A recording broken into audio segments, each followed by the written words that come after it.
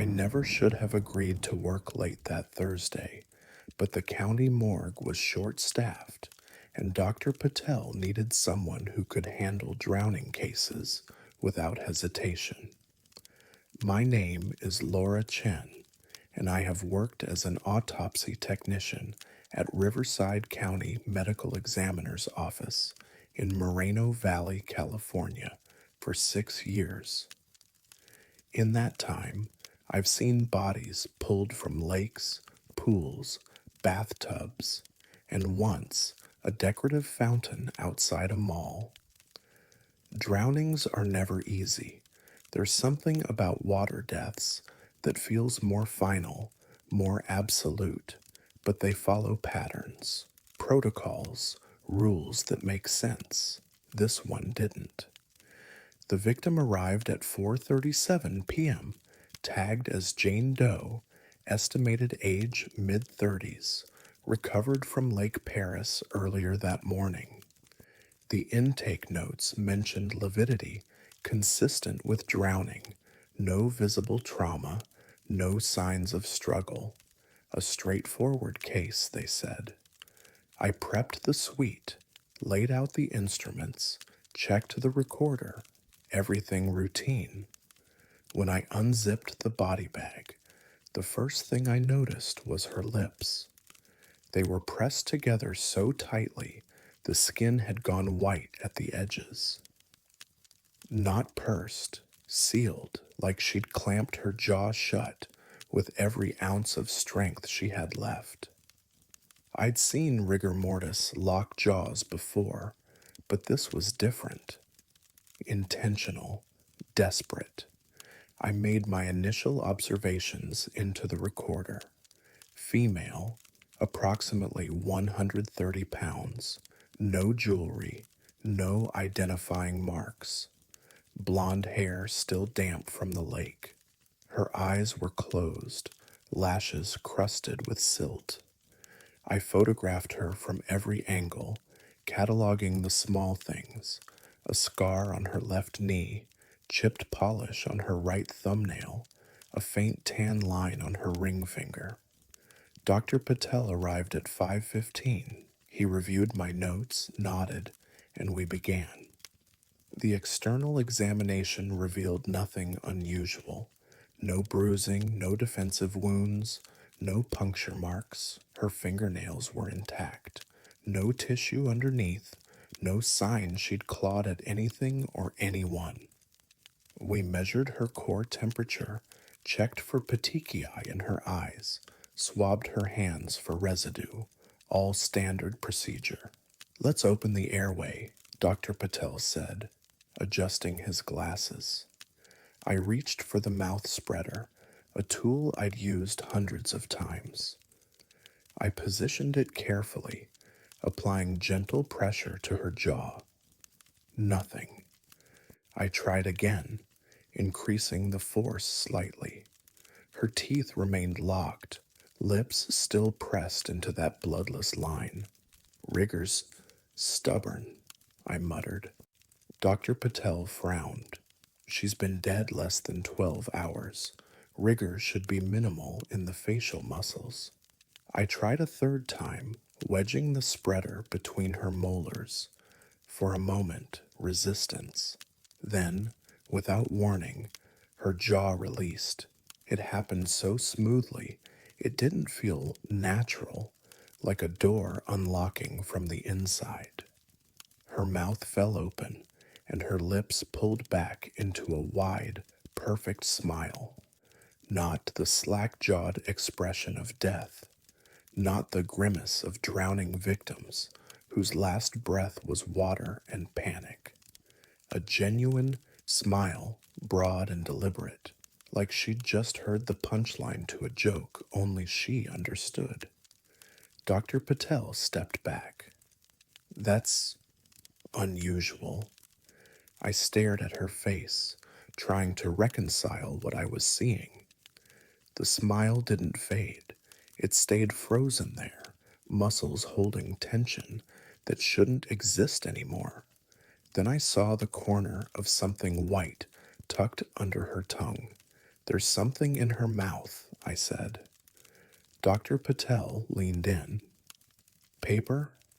I grabbed a pair of forceps and carefully extracted it. A small, folded note, no bigger than a receipt. The paper was dry, completely dry, despite being submerged in a drowning victim's mouth for hours. My hands were steady as I unfolded it, but my pulse wasn't. The handwriting was cramped, shaky, written in blue ink that hadn't smudged or run. I saw you watching.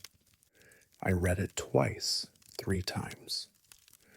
Dr. Patel took the note from my hands, held it up to the light, checked both sides, nothing else. Just those 4 words. Could be a prank, he said, but his voice had lost its clinical detachment. Someone at the recovery site. They would have logged it, I said. Intake would have documented it. We both knew that wasn't protocol. No one tampers with a body before it reaches us. No one gets that close without signing off, without leaving a paper trail. I looked back at her face. The smile was still there, unnaturally wide, like it had been carved into place. Dr. Patel cleared his throat. Let's continue. We worked in silence after that, examined her lungs, full of lake water as expected, checked her stomach contents, partially digested food, consistent with a meal eaten 2 to 3 hours before death. No drugs in her system, no alcohol, no signs of foul play. Everything about her death was unremarkable, except the note, except the seal to it. We finished the autopsy just before 8 p.m. I cleaned the instruments, wiped down the table, sealed the samples. Dr. Patel filed his preliminary report. Accidental drowning, pending toxicology. He didn't mention the note. Neither did I. But I kept it. I don't know why. It's in my locker now, tucked inside my notebook, still dry, still legible. I've tried to convince myself it was someone's idea of a sick joke, a first responder, a transport tech, someone with access who thought it would be funny. But the handwriting bothers me. I pulled her intake photos last week and zoomed in on her hands. Her right hand, specifically. The chipped thumbnail polish, yes, but also the slight callus on her middle finger, the kind you get from holding a pen too long. I compared it to the note, the slant matches, the pressure, the way the lowercase a loops just slightly to the left. I haven't told anyone. What would I say? That a drowning victim wrote herself a message, folded it, and tucked it under her own tongue before she died? That she smiled at me from beyond death? They'd pull me off rotation, send me to psych eval. I've seen it happen, so I keep working. I prep the bodies, I catalog the wounds, I follow the protocols. But now, every time a drowning case comes in, I check their mouths first. I haven't found another note. Not yet. But sometimes, late in my shift when the building is quiet and I'm alone in the suite, I think about her smile, how it appeared the moment her jaw unlocked, how it stayed. And I wonder if she saw me watching, what else did she see?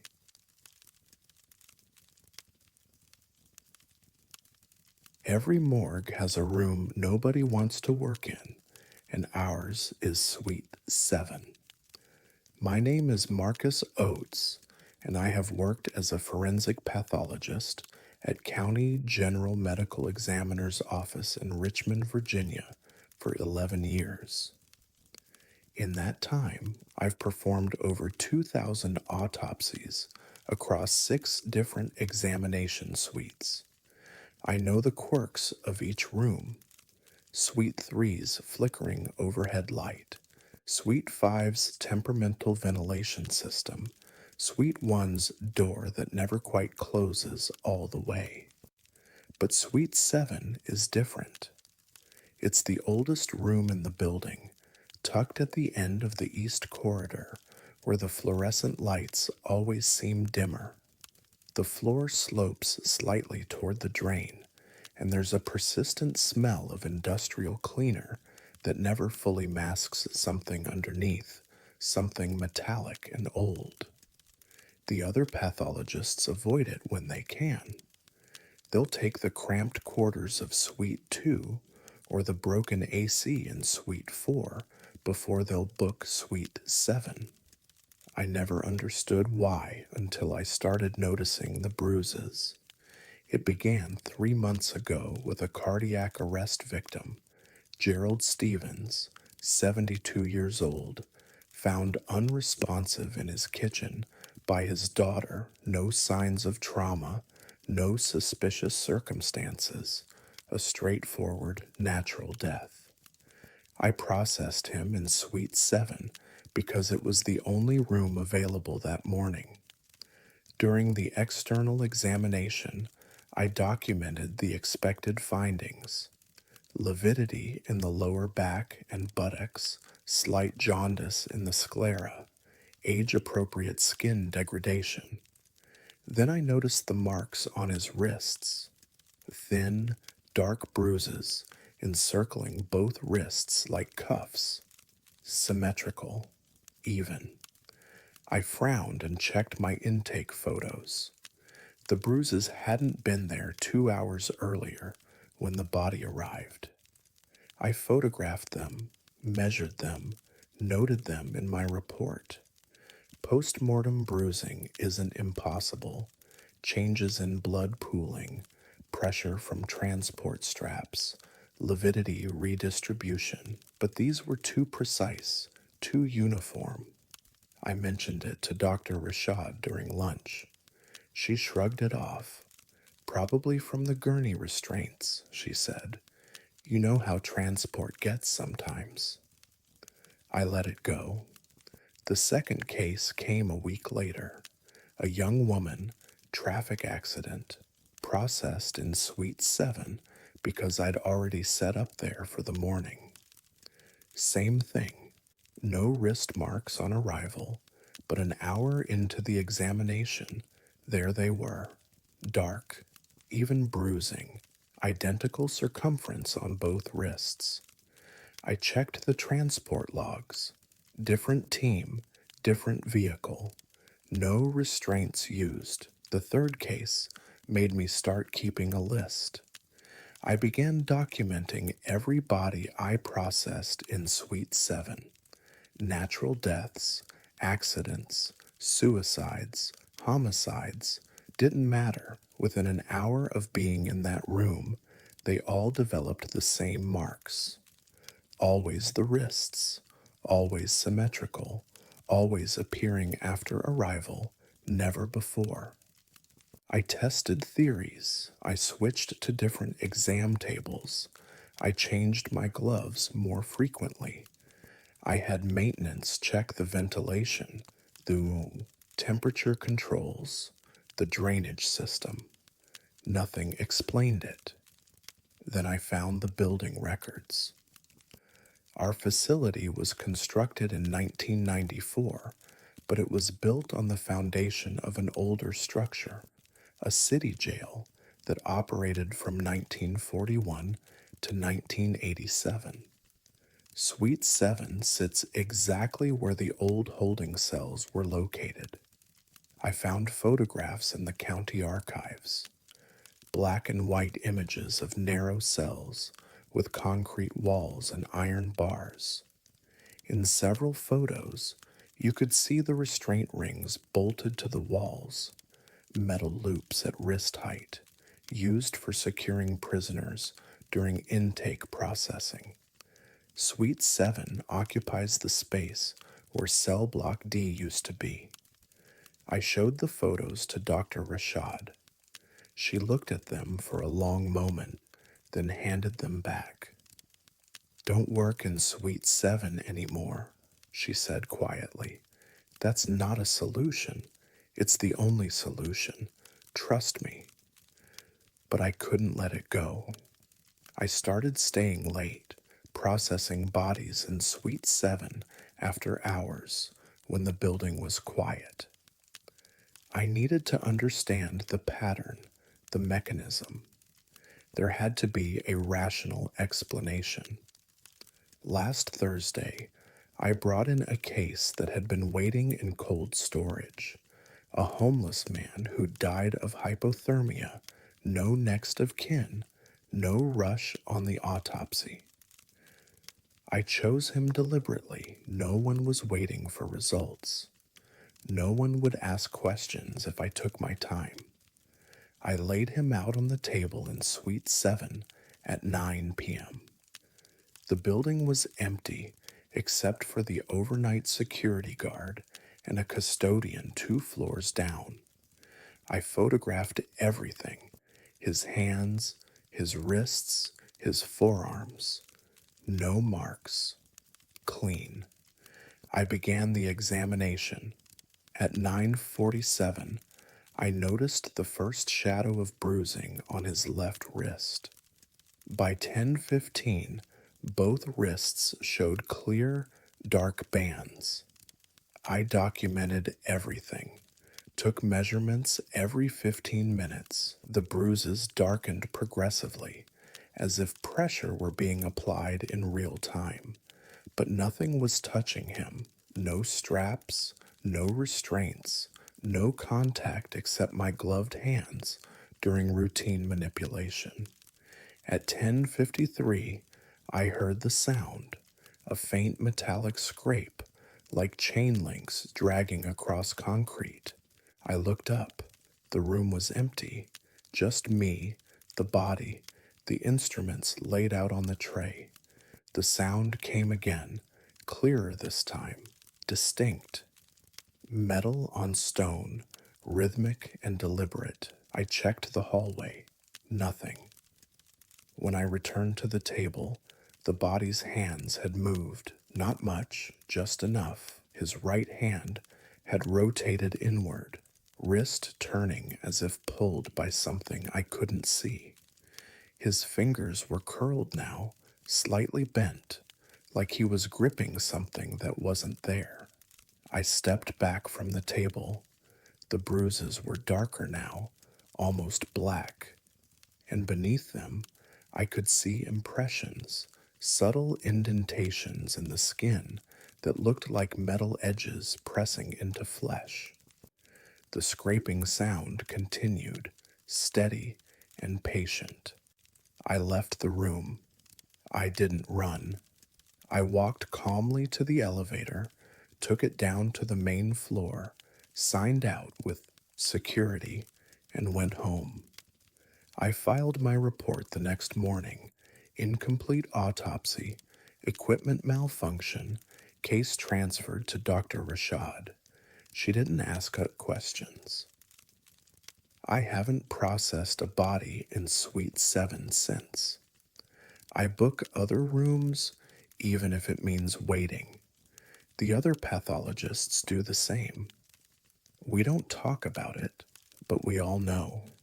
We've all seen the bruises. Some of us have heard the chains. The building manager asked me last week if we should renovate Suite 7, maybe update the equipment. I told him to leave it alone. Some rooms should stay empty. Last month, a new pathologist joined our team, young, eager, fresh out of residency. I saw her booking Suite 7 for tomorrow morning. I thought about warning her, but then I remembered something Dr. Rashad told me the first week I started here, back before I understood what she meant. Every morgue has rules. Ours is simple. Never ask why the bodies know where they died. Tomorrow morning, I'll hear the chains again. and someone else will learn what we already know.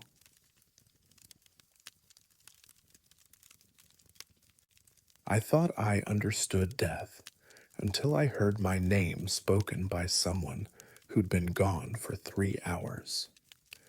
My name is Sam Brennan, and I have worked as an autopsy technician at Multnomah County Medical Examiner's Office in Portland, Oregon for 8 years. In that time, I've processed over 1,500 cases, overdoses, accidents, homicides, natural deaths. I've learned to separate the person from the body, the life from the remains. It's the only way to do this job without breaking. But some cases don't let you maintain that distance. The call came in at 2:47 a.m. on a Tuesday in October. Male, mid-20s, apparent suicide, found hanging in his apartment by a roommate. The responding officers noted no signs of struggle, no suspicious circumstances. A straightforward case, they said, the kind we see too often. His name was Devin Archer, 26 years old, graphic designer, no history of mental illness on record, no note left behind. Just a body swinging from a ceiling beam and a roommate who'd come home too late to stop it.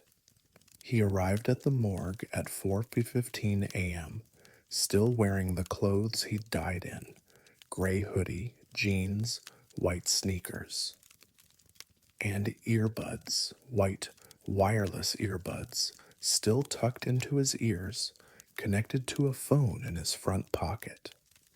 I documented everything during intake, photographed him from every angle, cataloged his personal effects, checked for defensive wounds or signs of struggle.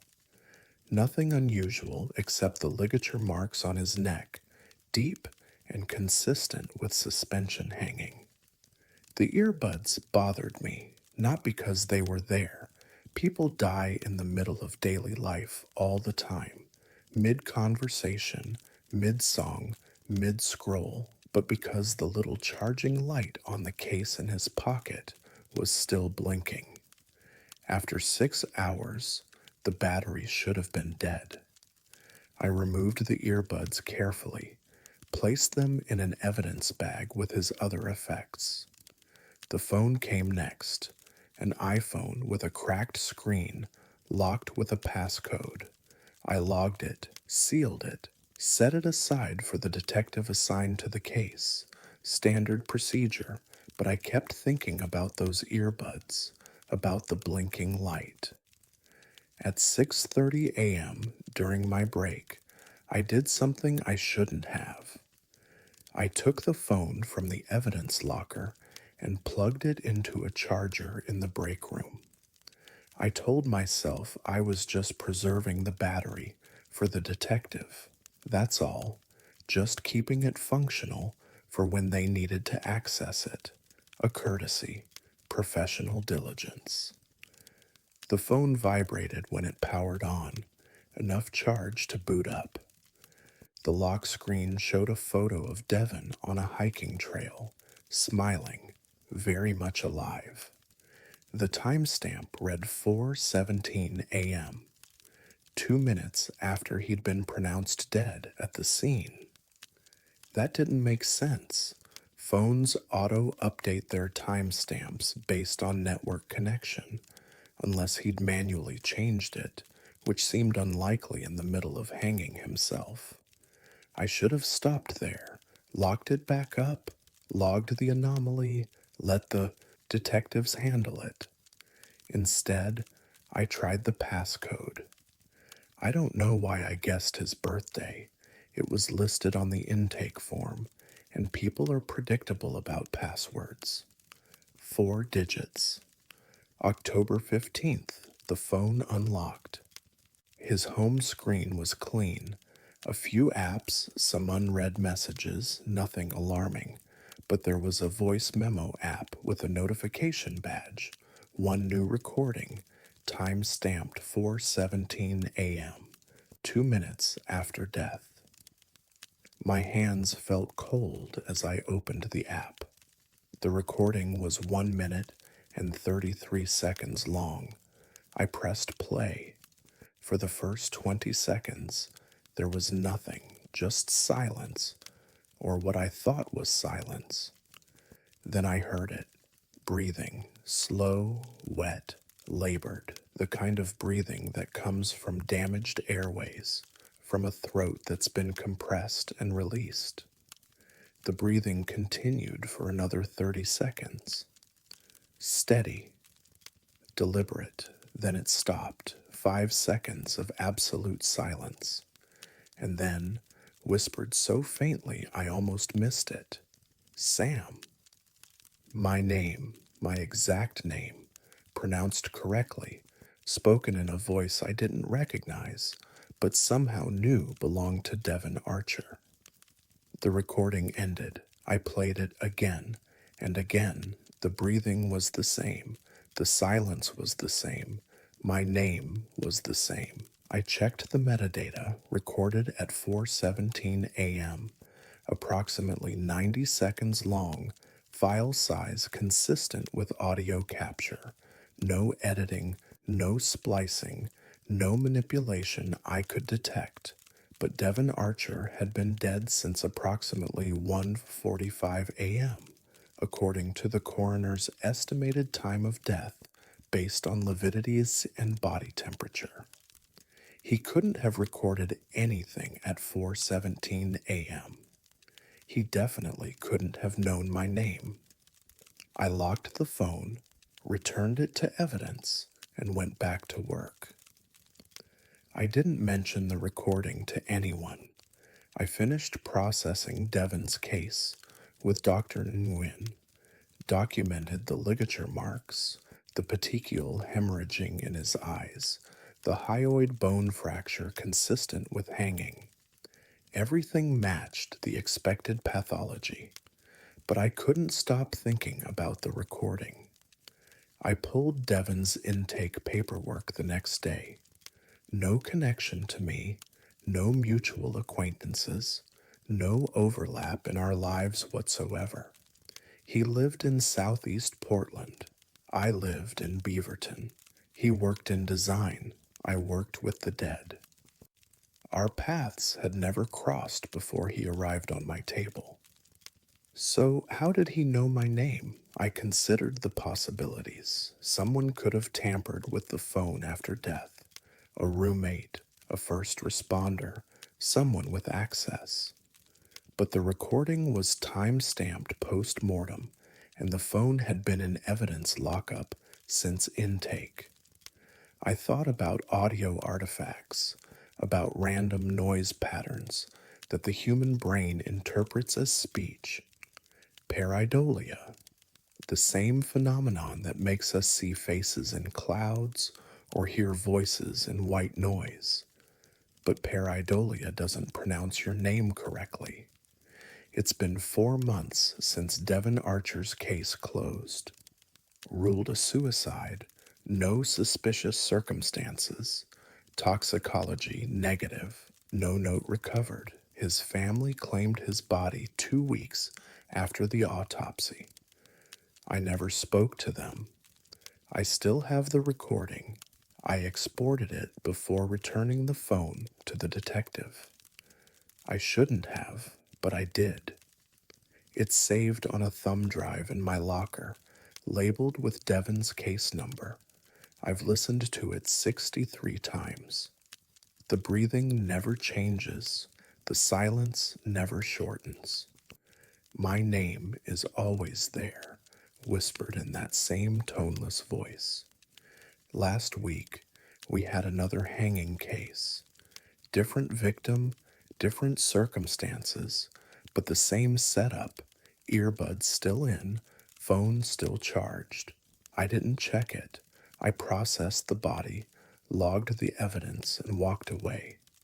Because now, every time a body comes in wearing earbuds, I wonder what they might have recorded in those final moments.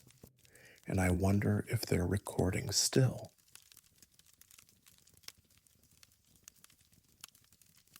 Some wounds tell a story, but this one made no sense at all. My name is Yara Finch, and I have worked as a forensic pathologist at Cook County Medical Examiner's Office in Chicago, Illinois, for 14 years. In that time, I've examined hundreds of gunshot victims, close range executions, drive by casualties, accidental discharges, self inflicted wounds. I know ballistics, I know wound patterns. I know what bullets do to human tissue when they enter and when they leave. This case violated every principle I'd ever learned. The victim arrived on a Wednesday morning in late March. Male, 34 years old, identified as Colin Marsh, found deceased in his South Loop apartment by building maintenance after neighbors reported a smell. Estimated time of death was 3 to 4 days prior, because appeared to be a single gunshot wound to the chest. The detective on scene, Ramirez, a 20-year veteran I'd worked with dozens of times, flagged it as unusual during his initial call. The entry wound's clean, he said over the phone, but the exit wound's wrong. You'll see what I mean. I prepped for the autopsy with my usual routine, reviewed the scene photos, checked the police report, examined the ballistics evidence collected at the apartment. One spent 9mm casing found near the body. No weapon recovered, no signs of struggle. Door locked from the inside, windows secured. The working theory was suicide, pending my examination. Colin Marsh was brought in at 10 a.m. I photographed him fully clothed first. Jeans, a gray t-shirt with a dark stain over the left chest, white socks. The blood pattern on his shirt was minimal, consistent with a through-and-through wound where most bleeding occurred internally. I documented his external features. Brown hair, short beard, no identifying marks except a small scar on his right eyebrow. His skin had the waxy pallor of moderate decomposition, but the body was well preserved thanks to his apartment's air conditioning. When I cut away his shirt, I found the entry wound. It was textbook perfect, located 2 inches left of the sternum, fourth intercostal space.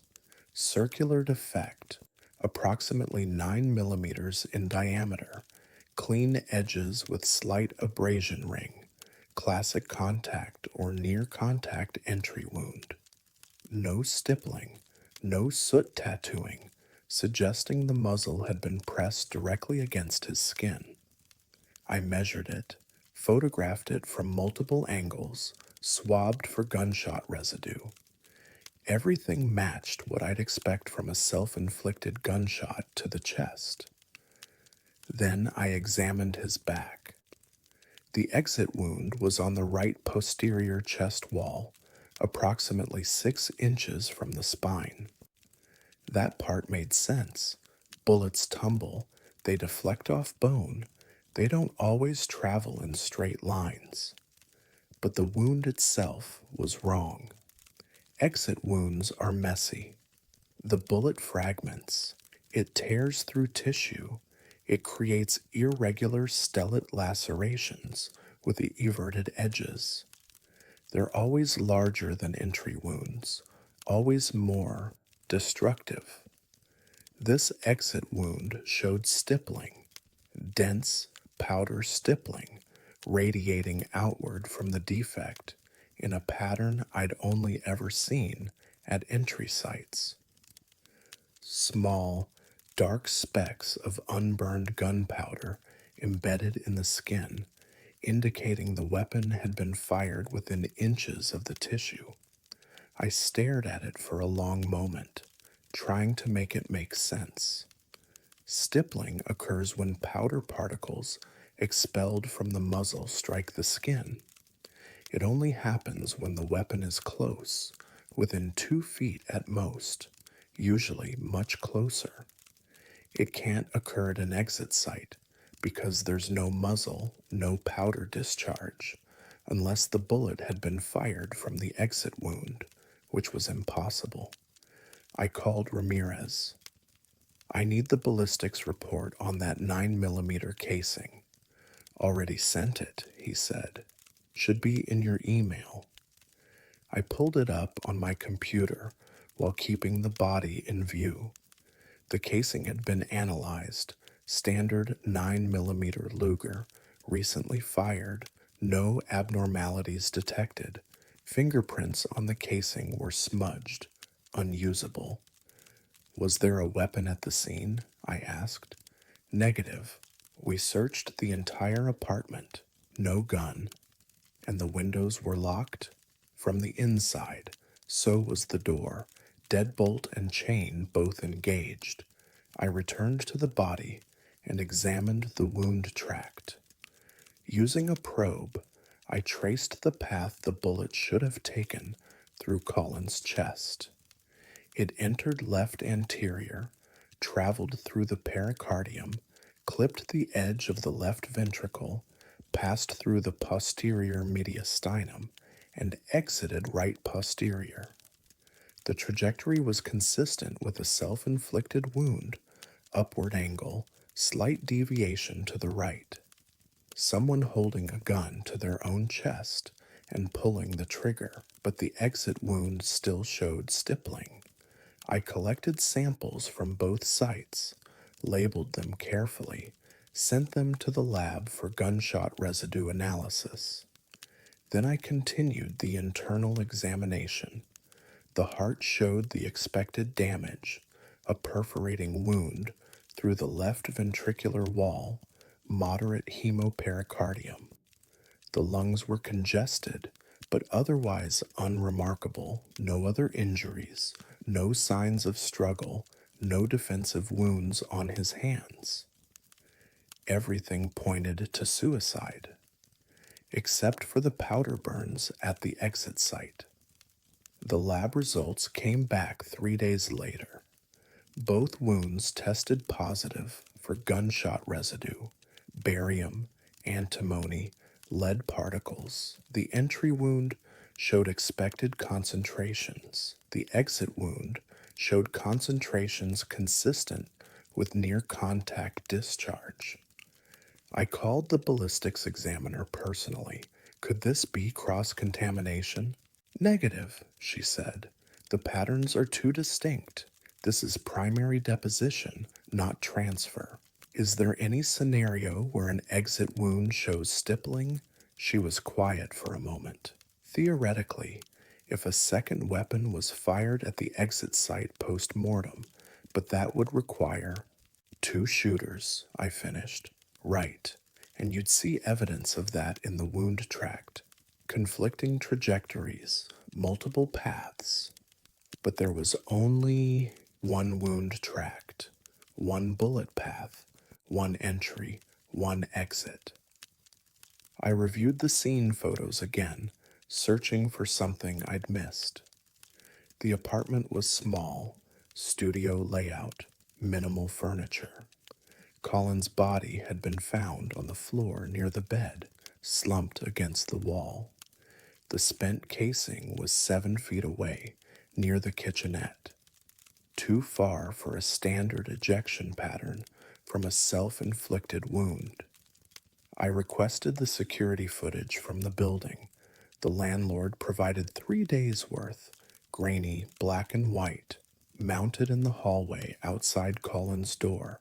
No one entered, no one left.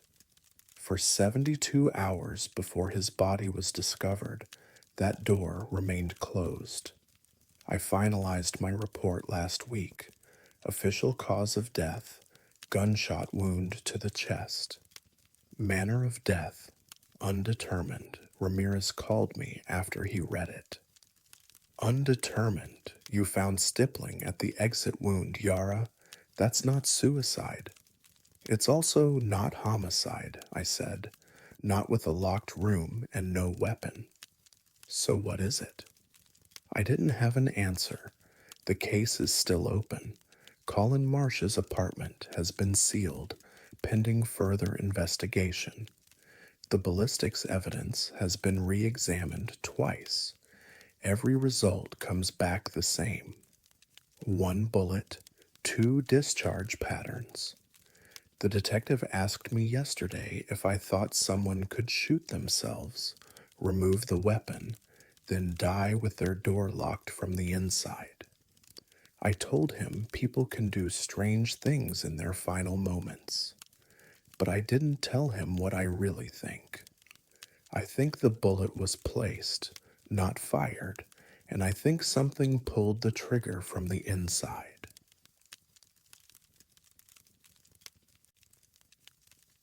I checked 3 times, and each time her eyes followed me across the room. My name is Cole Havens, and I have worked as an autopsy technician at Harris County Institute of Forensic Sciences in Houston, Texas, for 9 years. In that time, I've learned to trust the facts, lividity patterns, rigor mortis progression, core temperature readings. The body doesn't lie.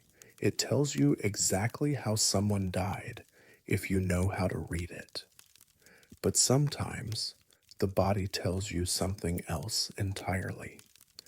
The case arrived on a Friday afternoon in August, the kind of day where the Texas heat makes everything shimmer and distort. Motor vehicle accident, single occupant, ejected from the vehicle after losing control on Interstate 45.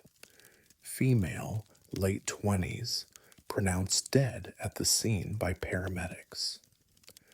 Her name was Angela Priest, 27 years old, dental hygienist, no drugs, no alcohol, no apparent medical emergency.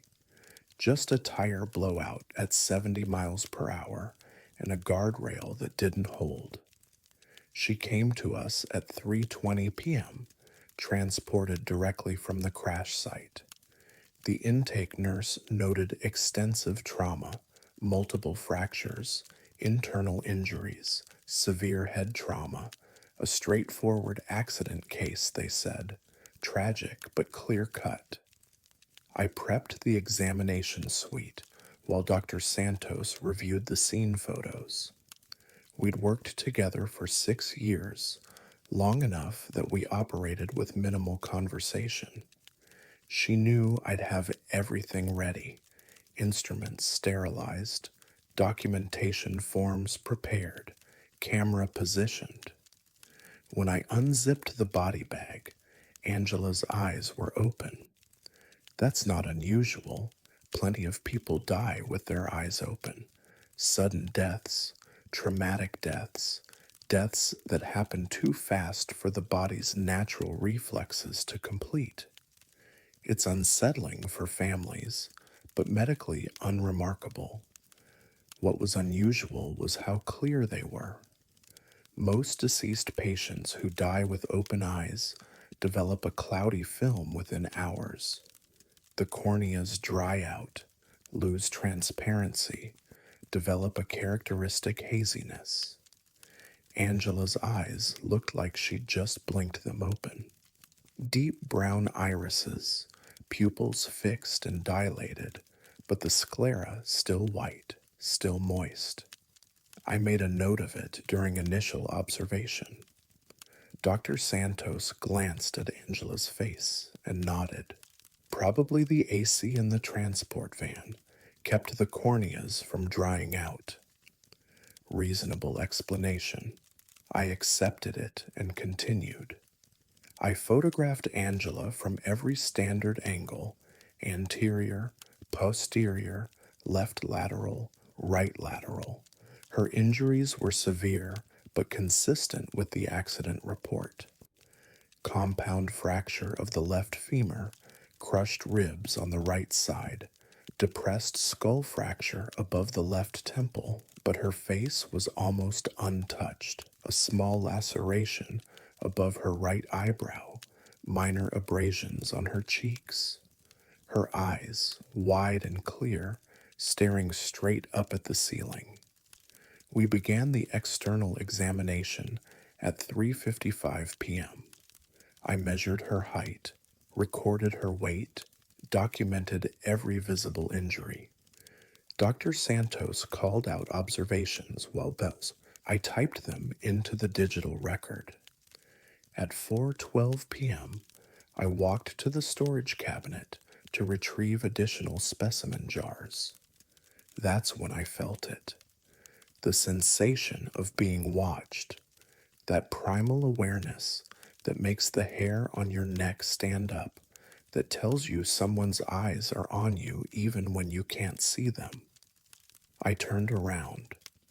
Angela's face was angled toward me, not her whole head, that hadn't moved, but her eyes, which had been staring at the ceiling when I'd turned away 30 seconds earlier, were now focused directly on me. I froze. Dr. Santos was at the computer, typing notes, her back to the examination table. She hadn't noticed. I approached the table slowly, watching Angela's face. Her expression hadn't changed. Slack, neutral, lifeless, but her eyes were definitely tracking me. The pupils remained fixed and dilated, but the angle of her gaze had shifted. Dr. Santos, I said quietly. Can you check the eye positioning?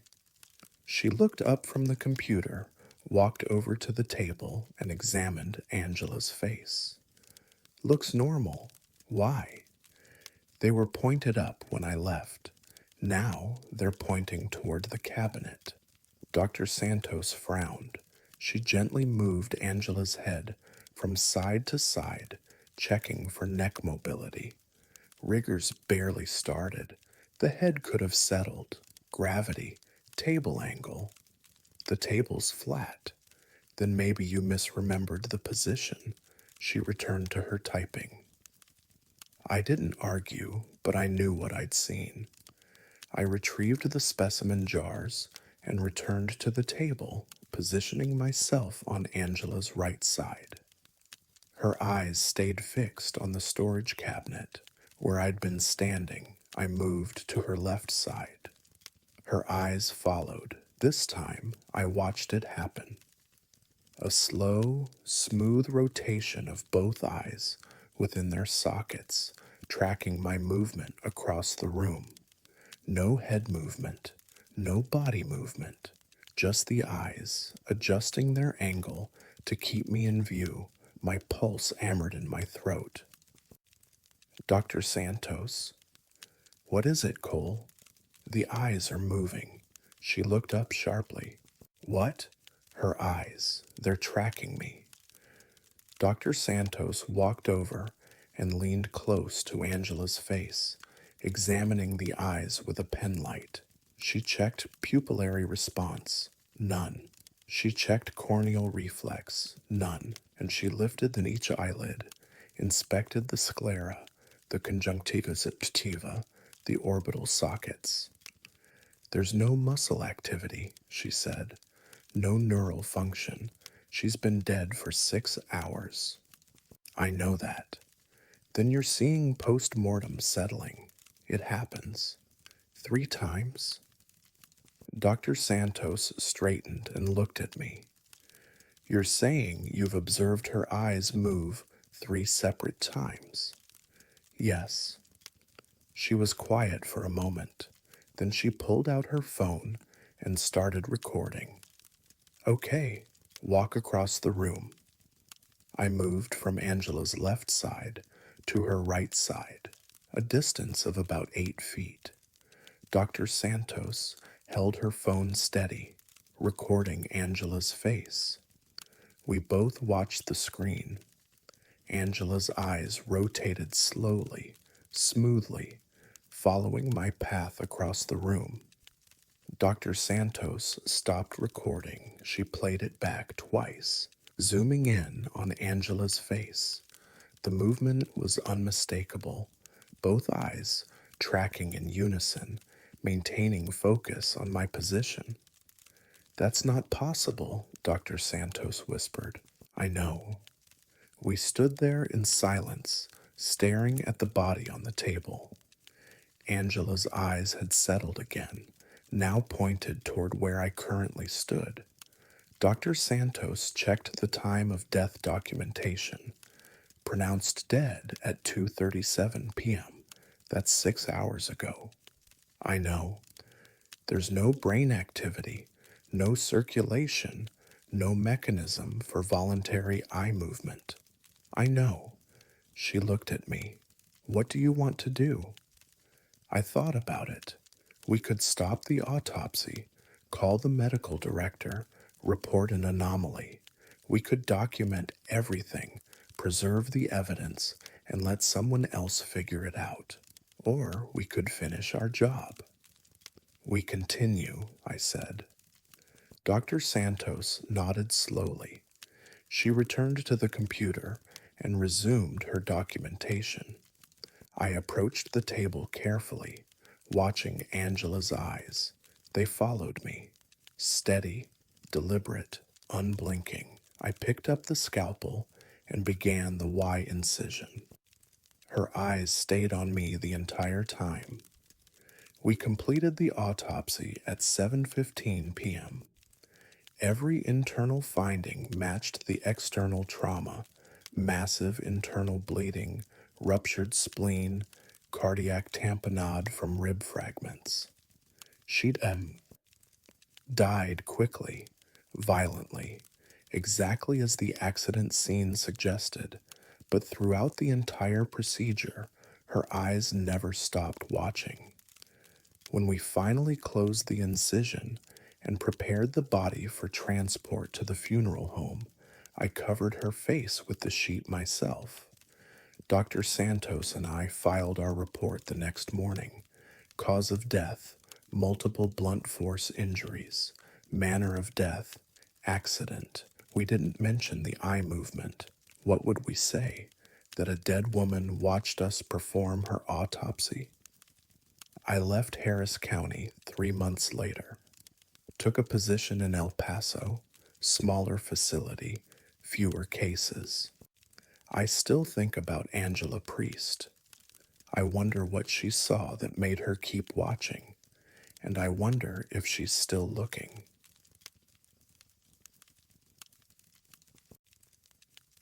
The body kept getting colder, even after we brought it inside. My name is Elliot Rains, and I have worked as a forensic pathologist at Summit County Medical Examiner's Office in Breckenridge, Colorado, for 17 years. In that time, I've processed dozens of hypothermia cases, hikers caught in sudden storms, homeless individuals who couldn't find shelter, climbers who miscalculated their descent. I know what cold does to the human body. I know how ice crystals form in tissue, how frostbite progresses through layers of skin, how the heart eventually stops when core temperature drops below 70 degrees. This case followed none of those rules. The hiker was found on a Wednesday morning in late January, 2 miles off the Continental Divide Trail. Male, approximately 40 years old, wearing appropriate winter gear, insulated jacket, thermal layers, waterproof boots. He'd been reported missing by his hiking partner 3 days earlier after they'd separated during a whiteout. Search and rescue brought him down at 11 a.m. The team leader, a veteran named Carson, who'd been doing mountain recovery for 20 years, called ahead with a warning. "Something's off about this one, Doc," he said over the radio. "Temperature readings aren't making sense." The body arrived at noon, still in the recovery bag, covered with thermal blankets from transport. When we unzipped the bag in the examination suite, the temperature alarm on our wall-mounted thermometer immediately triggered. The room had dropped 6 degrees in 30 seconds. I checked the HVAC controls. Normal function, no malfunction indicators. The heating system was running properly, but the ambient temperature near the examination table read 48 degrees Fahrenheit and falling. Dr. Kimura, my colleague, frowned at the readout. That can't be right. I approached the body carefully.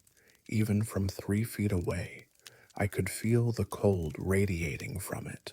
Not the typical chill of a deceased patient, but an active, aggressive cold that seemed to push outward like a physical force. The hiker's skin was pale blue-gray, crystallized with frost. His eyes were frozen open, ice particles visible on the lashes. His fingers were curled into rigid claws, frozen mid-grasp, as if he'd been holding something when he died. Standard hypothermia presentation. Nothing unusual yet.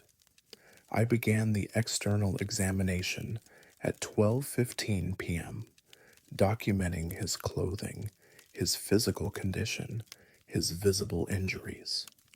Minor frostbite on the nose and cheeks, deeper tissue damage on the fingers and toes. No signs of trauma, no indication of a fall or animal attack. Dr. Kimura recorded the body's core temperature using our standard rectal thermometer. 28 degrees Fahrenheit. She checked the thermometer, recalibrated it, tried again. 26 degrees Fahrenheit. That's not possible, she said. Water freezes at 32 degrees. His core should be thawing by now. We'd transported him in a heated ambulance, kept him in a climate-controlled facility for over an hour.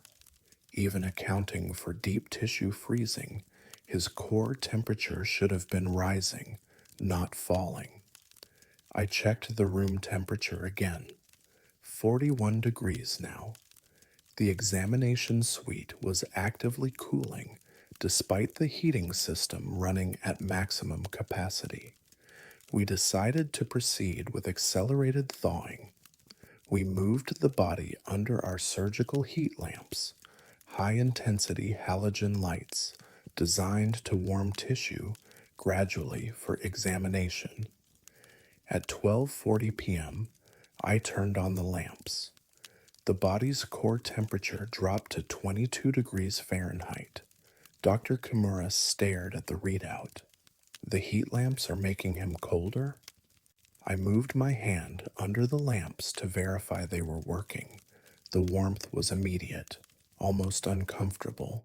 The lamps were functioning perfectly, but the body was cooling. I checked his extremities. The frostbite on his fingers had deepened. Tissue that had been pale blue was now black, crystallized, brittle. I touched his forearm gently with my gloved hand. The fabric of my glove stuck to his skin. I pulled back carefully. Ice crystals had formed on the latex surface in the 2 seconds of contact, bonding the glove to his frozen flesh. Turn off the lamps, I said. Dr. Kimura switched them off immediately. We stood there in the cooling room, watching the body, waiting for something to change. The core temperature continued to drop. 18 degrees, 14 degrees, 12 degrees. Frost began forming on the stainless steel examination table, spreading outward from the body in delicate crystalline patterns. The metal creaked as it contracted from the cold.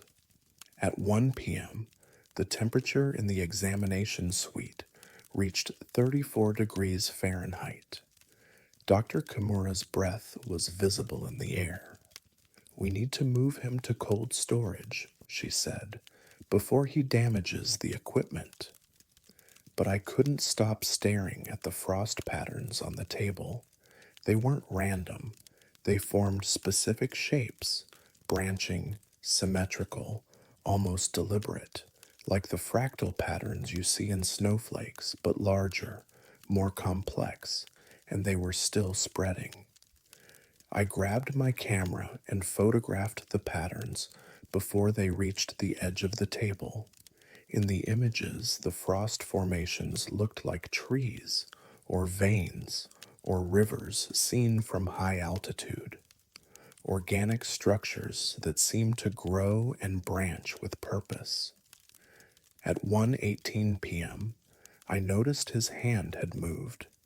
Not much, just a slight rotation of the wrist, fingers uncurling fractionally.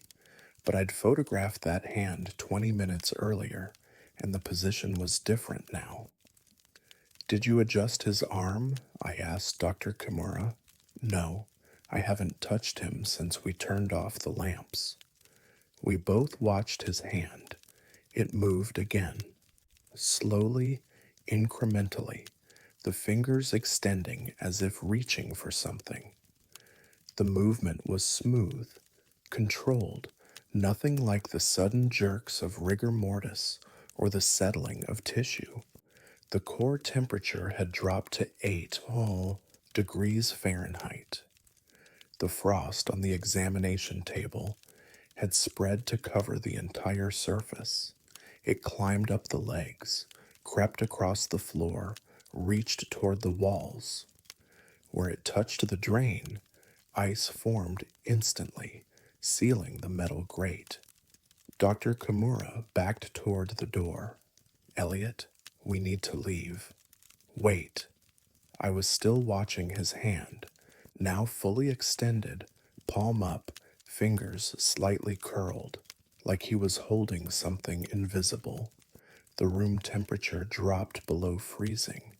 My breath came in sharp, white clouds. The moisture in my eyes felt cold, threatening to freeze on my lashes. The metal instruments on the nearby tray were covered in a thick layer of frost. And then I heard it, a sound like wind through pine trees, distant and hollow. It seemed to come from everywhere and nowhere, from the body, from the walls, from the frost itself. Dr. Kimura pulled the door open. Now, Elliot. I grabbed my documentation tablet and followed her out. We sealed the examination suite door and watched through the observation window. The frost continued to spread, covering the walls, the ceiling, the observation window itself. Within minutes, we couldn't see inside anymore, just a wall of white ice growing thicker. The body's core temperature, according to the remote sensors we'd attached, reached -4 degrees Fahrenheit before the sensors stopped transmitting. The examination suite remained sealed for 3 days while we consulted with hypothermia specialists, physicists, anyone who might explain what we'd witnessed. No one had answers. On the 4th day, the frost began to recede. By day 5, the room had returned to normal temperature. We opened the door carefully, expecting to find extensive ice damage, equipment failure, structural problems. The room was pristine, no frost, no ice, no evidence of the temperature drop except for our documentation. The examination table was empty. The body was gone. We checked the security footage. No one had entered the suite.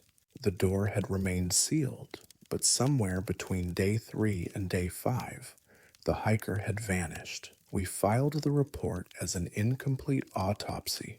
Equipment failure, body lost during transfer. The official record lists the cause of death as hypothermia, manner undetermined, but I kept the photographs of the frost patterns. I study them sometimes, late at night, trying to understand what I saw. The branching structures, the deliberate formations, the way they seem to grow towards something specific. Last week, another hiker was found frozen in the same area of the Continental Divide Trail. Search and rescue called with the same warning Carson had given me. I declined the case. Some bodies should stay in the cold.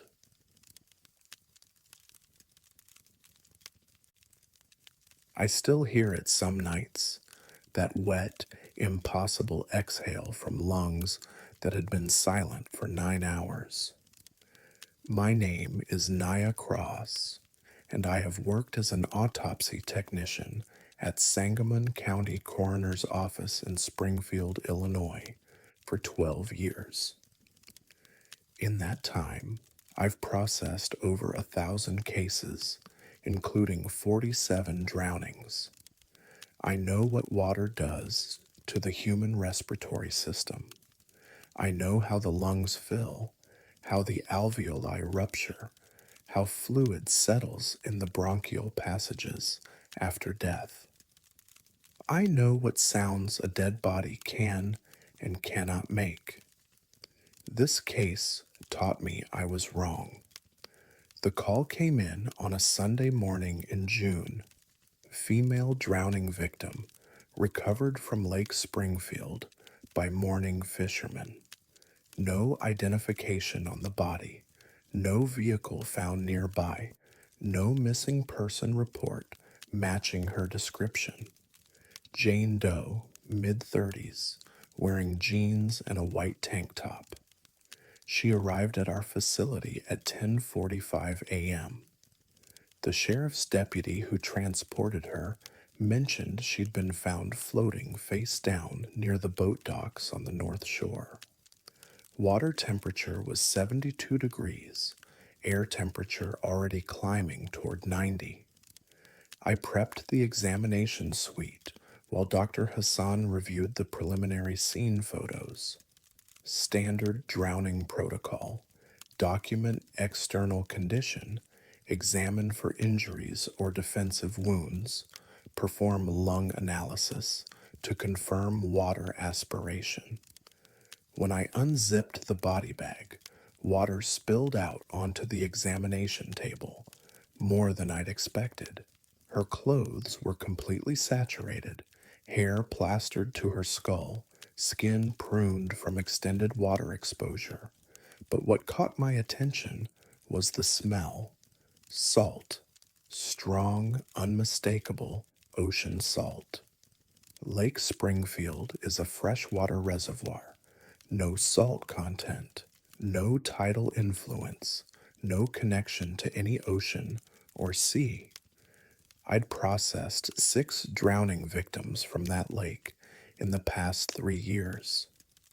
They all smelled like algae and mud and the faint petroleum odor of boat fuel. This woman smelled like she'd been pulled from the Atlantic. I made a note of it and began the external examination. No visible trauma, no ligature marks, no signs of struggle. Her fingernails were intact, no tissue underneath, no indication she'd fought or clawed. Her skin showed the typical blanching and wrinkling of prolonged water immersion. Dr. Hassan arrived at 11:15. What do we have? Drowning appears straightforward, but there's something odd about the smell. He leaned over the body and inhaled, his eyebrows raised. Salt water? That's what I thought. Lake Springfield is fresh water. I know. He was quiet for a moment, then shrugged. Maybe she vomited seawater before she drowned.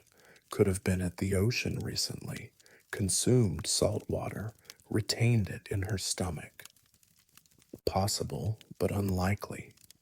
I'd seen drowning victims who'd swallowed ocean water hours before death. The smell was different, diluted, secondary. This was concentrated, fresh, like she'd been submerged in the oceans moments before arriving at our facility. We proceeded with the examination. I photographed her from every angle, documented her clothing, collected samples from under her nails and from her hair. Everything routine. At 11:45 a.m., we began the internal examination. I made the Y incision and reflected the chest plate, exposing her thoracic cavity. Her lungs were exactly what I expected: heavy, waterlogged, filled with fluid. Drowning lungs are distinctive. They expand to nearly twice their normal size, take on a boggy, sponge like texture, and weigh significantly more than healthy lungs. Hers weighed 900 grams each. Normal lung weight is about 400 grams. Classic drowning presentation, Dr. Hassan said.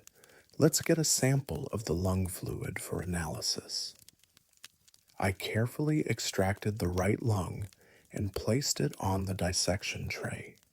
Using a scalpel, I made a small incision in the lower lobe to drain the fluid for testing. Water poured out, clear, slightly cloudy, exactly as expected. I collected a sample in a sterile vial and was reaching for the second vial when I heard it. A soft, wet sound, like air bubbling through liquid. I looked at the lung on the tray. The incision I'd made was still draining, fluid running into the collection basin below. The sound came again, louder this time. A definite exhalation, slow, deliberate, resonant. Did you hear that? I asked. Dr. Hassan looked up from his documentation. Hear what? The sound repeated, a long, rattling breath coming from the lung on the tray. I stepped back from the table. Dr. Hassan moved closer, examining the lung tissue. Naya, what's wrong? The lung. It's breathing. He stared at the organ on the tray, a severed, removed lung lying in a pool of lake water. That's not possible. There's no airflow, no diaphragm, no mechanism for respiration. But even as he spoke, the lung tissue expanded slightly. Visibly, the surface rippled, the bronchial passages contracted, and another wet exhalation emerged from the incision. We both watched in silence as the lung breathed 3 more times. Slow, rhythmic, impossible. Dr. Hassan picked up a probe and gently touched the lung tissue. It was cool, flaccid, showing no muscle tone or neural activity. Dead tissue by every measurable standard, but it continued to breathe. We need to test the fluid, he said finally. Something in the water might be causing residual muscle contractions. I collected multiple samples while the lung continued its slow, steady breathing pattern. Each exhalation released more fluid, more of that salt ocean smell, more evidence of something I couldn't explain. The lab results came back 2 hours later. The fluid in her lungs was 98% salt water, consistent with full-strength ocean water, not brackish, not diluted. Specific gravity matched the Atlantic Ocean off the coast of Massachusetts. We were 800 miles from the nearest ocean. Could someone have drowned her in salt water and transported the body to the lake? I suggested. Dr. Hassan shook his head. The lividity pattern shows she died where she was found, and there's no way to keep lungs this saturated during transport. The fluid would drain, redistribute. We had no explanation. The lungs stopped breathing at 2:30 p.m., 4 hours after I'd removed it from her body, it simply deflated one final time and went still, no more exhalations, no more movement. I completed the autopsy in silence, documenting everything with meticulous care. The left lung showed the same fluid composition as the right. Her stomach contained partially digested food, sandwich, apple, chips, consistent with a meal eaten 3 to 4 hours before death. No alcohol, no drugs, no seawater in her digestive system. She drowned in ocean water while floating in a freshwater lake. The case remained open for 6 months. No one ever identified her. No missing person report matched her description. No vehicle was found. No belongings recovered. No witnesses came forward.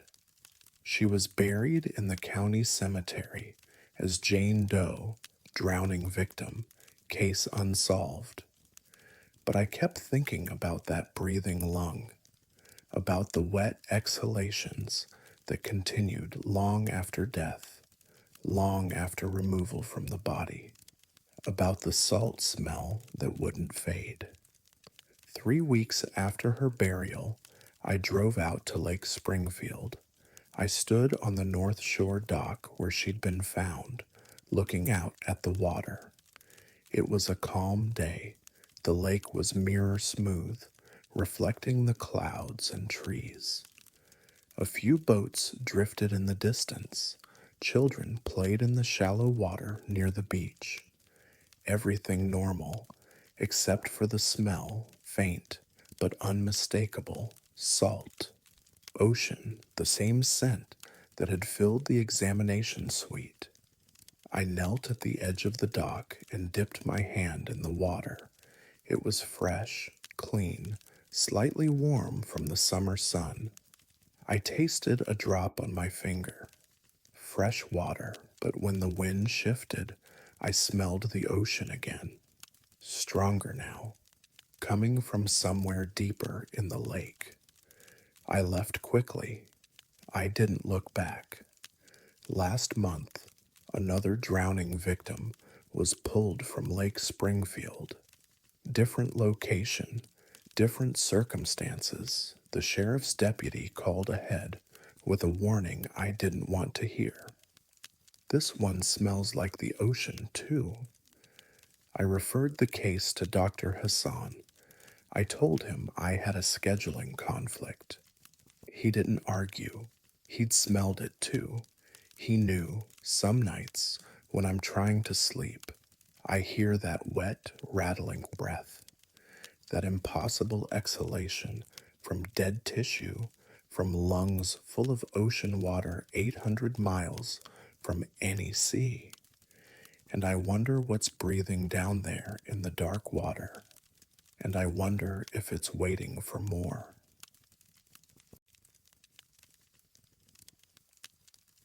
Security footage shows no entry, but I found a wedding ring that wasn't there before. My name is Paul Vega, and I have worked as a forensic pathologist at Los Angeles County Department of Medical Examiner, Coroner, for 19 years. In that time, I've processed over 3,000 cases in a facility that operates 24 hours a day, 7 days a week. I know our security protocols, our access logs, our surveillance coverage. I know exactly who enters the building and when. So when someone appears in the morgue with no record of entry, I notice.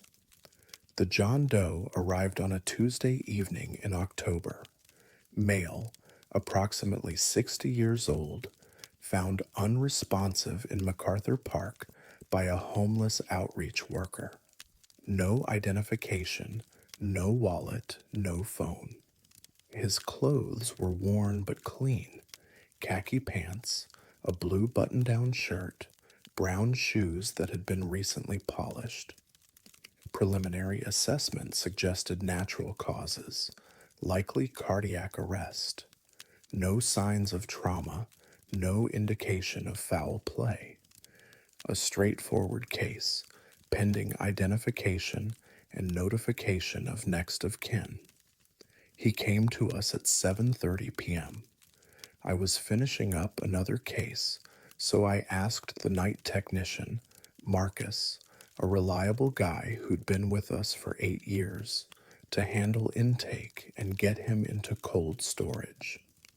Marcus documented the body, photographed him from standard angles, collected his clothing and personal effects. The property inventory listed one blue shirt, one pair khaki pants, one pair brown shoes, one pair white socks, one leather belt. No jewelry, no watch, no rings. The body went into drawer 12 at 8:15 p.m. I went home at 9:30, leaving Marcus to finish his shift. The overnight security guard, Jenkins, a retired LAPD officer, was making his rounds. The building was locked down tight, cameras recording every hallway, every entrance, every exit. Standard night at the morgue. The call came at 3:53 a.m. Marcus, his voice tight and strange. Dr. Vega, you need to come back. What's wrong? Someone was in the morgue, in the cold storage unit with the John Doe. I was awake immediately. Was there a break-in? No. Jenkins checked all the doors. Everything's locked. No alarms triggered. Then how? Just come back, please. I arrived at 4:20 a.m. Jenkins met me at the staff entrance, his face pale under the fluorescent lights. I've worked security for 12 years, he said. Never seen anything like this. He led me to the security office and pulled up the surveillance footage from camera 7, the one that covers the cold storage unit. At 3:47 a.m., the camera shows the closed door to cold storage. Empty hallway, nothing unusual. Then the door opens. A woman walks out. She's wearing funeral attire, a black dress, black coat, dark shoes. Her hair is pulled back in a neat bun. She's carrying something in her right hand, but the angle makes it hard to see what. She walks down the hallway, turns the corner, and disappears from view. Where did she go? I asked. Jenkins switched to camera 8, the corridor that leads to the main entrance. Empty, no sign of the woman. She should be there, he said. This is 6 seconds after she left camera 7's field of view. But look. He rewound the footage and played it again. The woman turns the corner at 3:47 and 12 seconds. Camera 8 shows the same corridor at 3:47 and 18 seconds. No woman, no one there at all. Check the other cameras, I said. We reviewed every camera in the building. Emergency exits, stairwells, service entrances, loading dock. Nothing. The woman appeared on camera 7 and vanished. Did you check the entry logs? I asked Jenkins. No one entered after 9 p.m. No badge scans, no door access, no visitor sign-ins.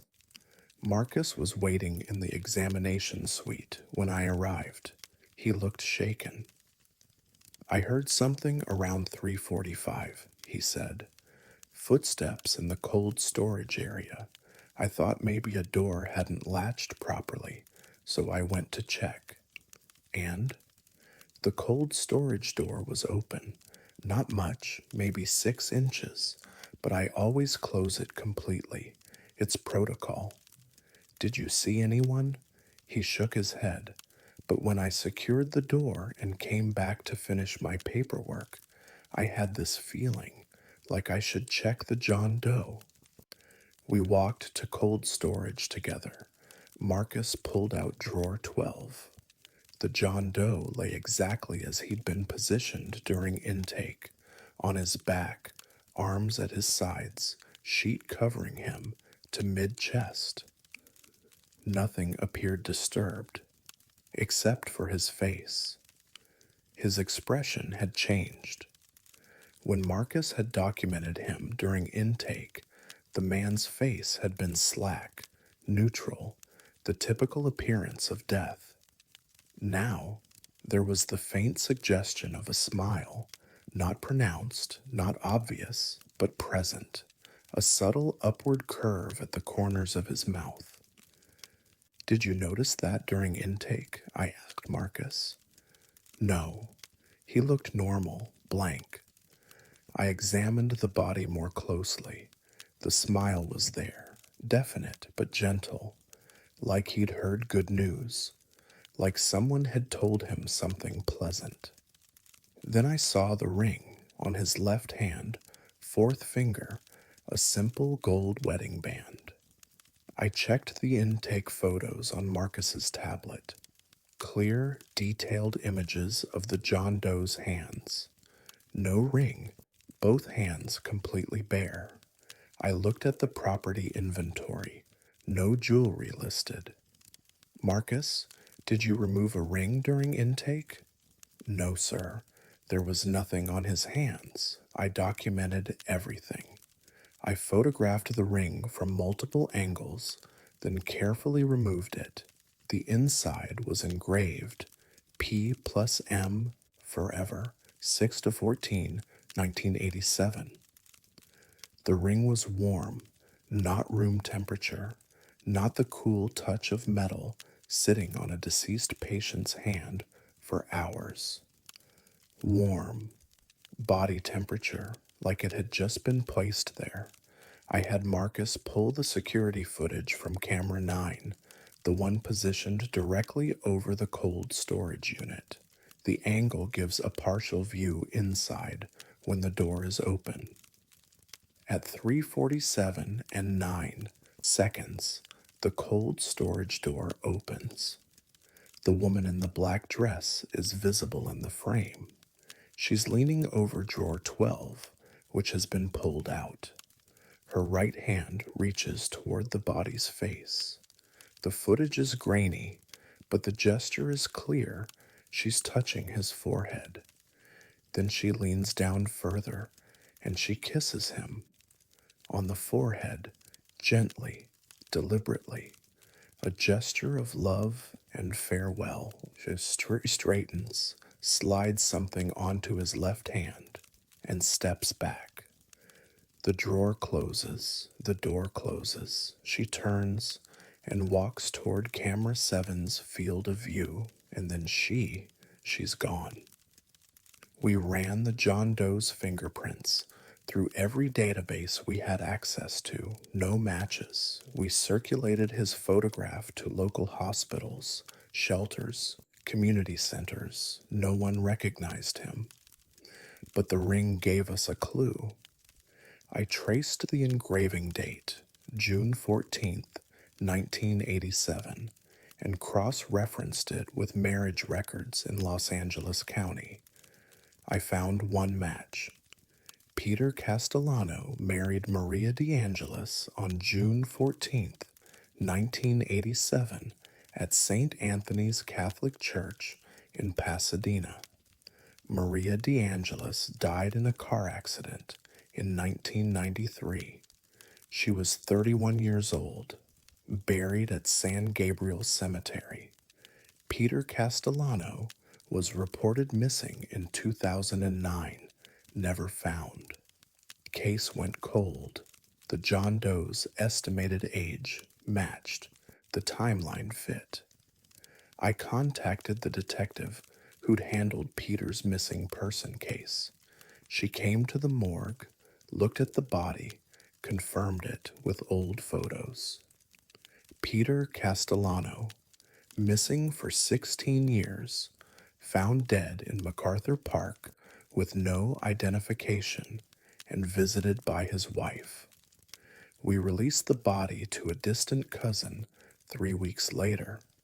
Peter was buried at San Gabriel Cemetery, plot 173, next to Maria.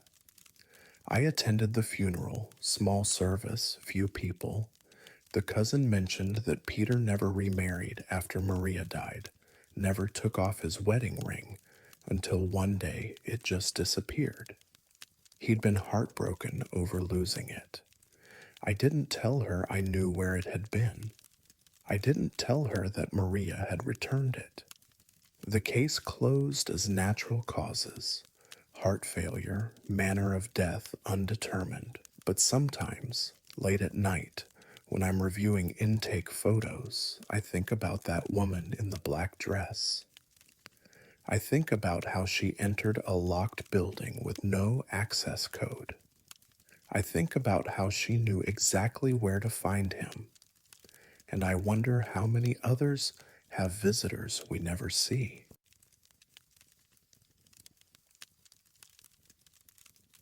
I counted 6 fingers, and then I counted again. My name is Iris Malone, and I have worked as an autopsy technician at Fulton County Medical Examiner's Office in Atlanta, Georgia, for 13 years. In that time, I've documented thousands of injuries, gunshot wounds, stab wounds, blunt force trauma, burns. I know human anatomy. I know what a hand looks like, what a handprint looks like when pressed into skin or burned into tissue. I know how many fingers a human hand should have. The victim arrived on a Thursday afternoon in late September. Female, 42 years old, identified as Rebecca Torres. House fire in East Atlanta, found deceased in her bedroom by firefighters after they'd extinguished the blaze. The fire marshal's preliminary report suggested accidental, space heater malfunction, smoke inhalation, thermal injuries. A tragic but straightforward case. She came to us at 2 p.m., transported directly from the scene. The body bag was sealed with the standard fire victim protocols, double bagged to contain debris and prevent cross-contamination. Dr. Monroe and I prepped the examination suite while reviewing the fire marshal's scene photos.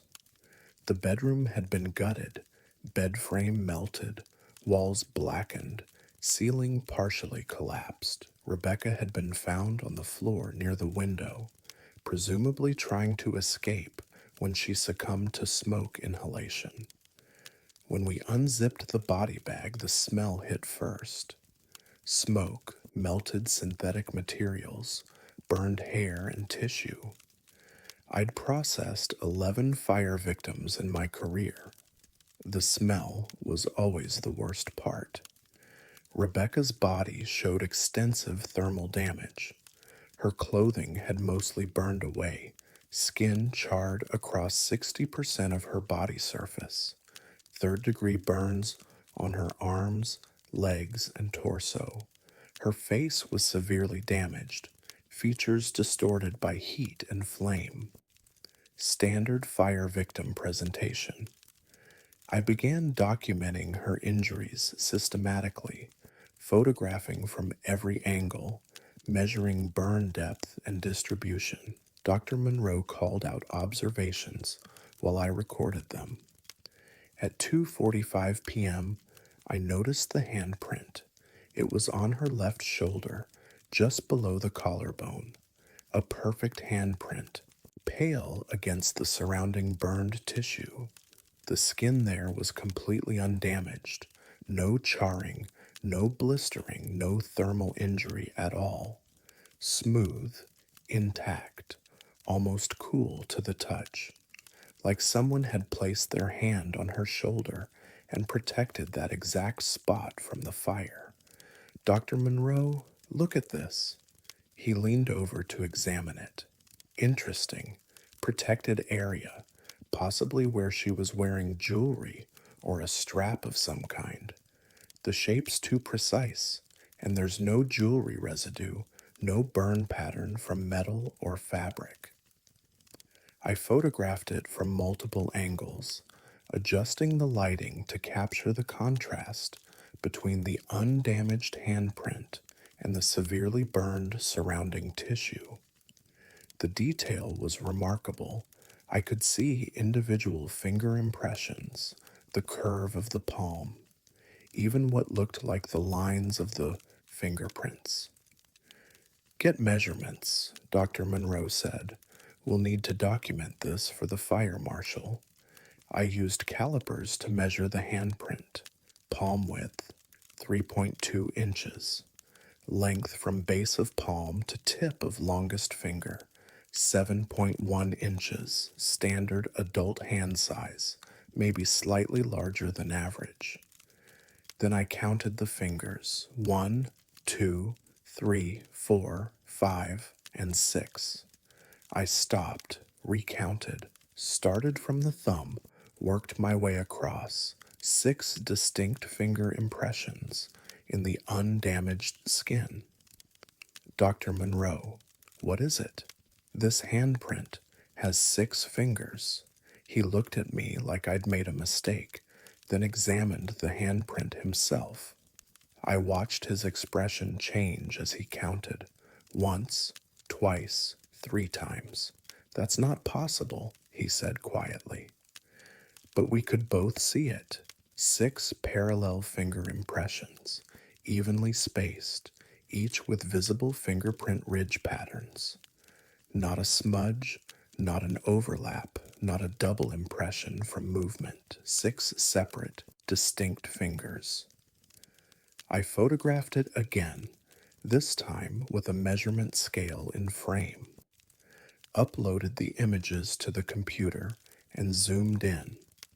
The 6th finger was positioned between what would be the pinky and ring finger on a normal hand. Same size, same detail, same impression depth as the other 5. Not an anomaly or artifact, an actual finger. Could this be from 2 hands overlapping?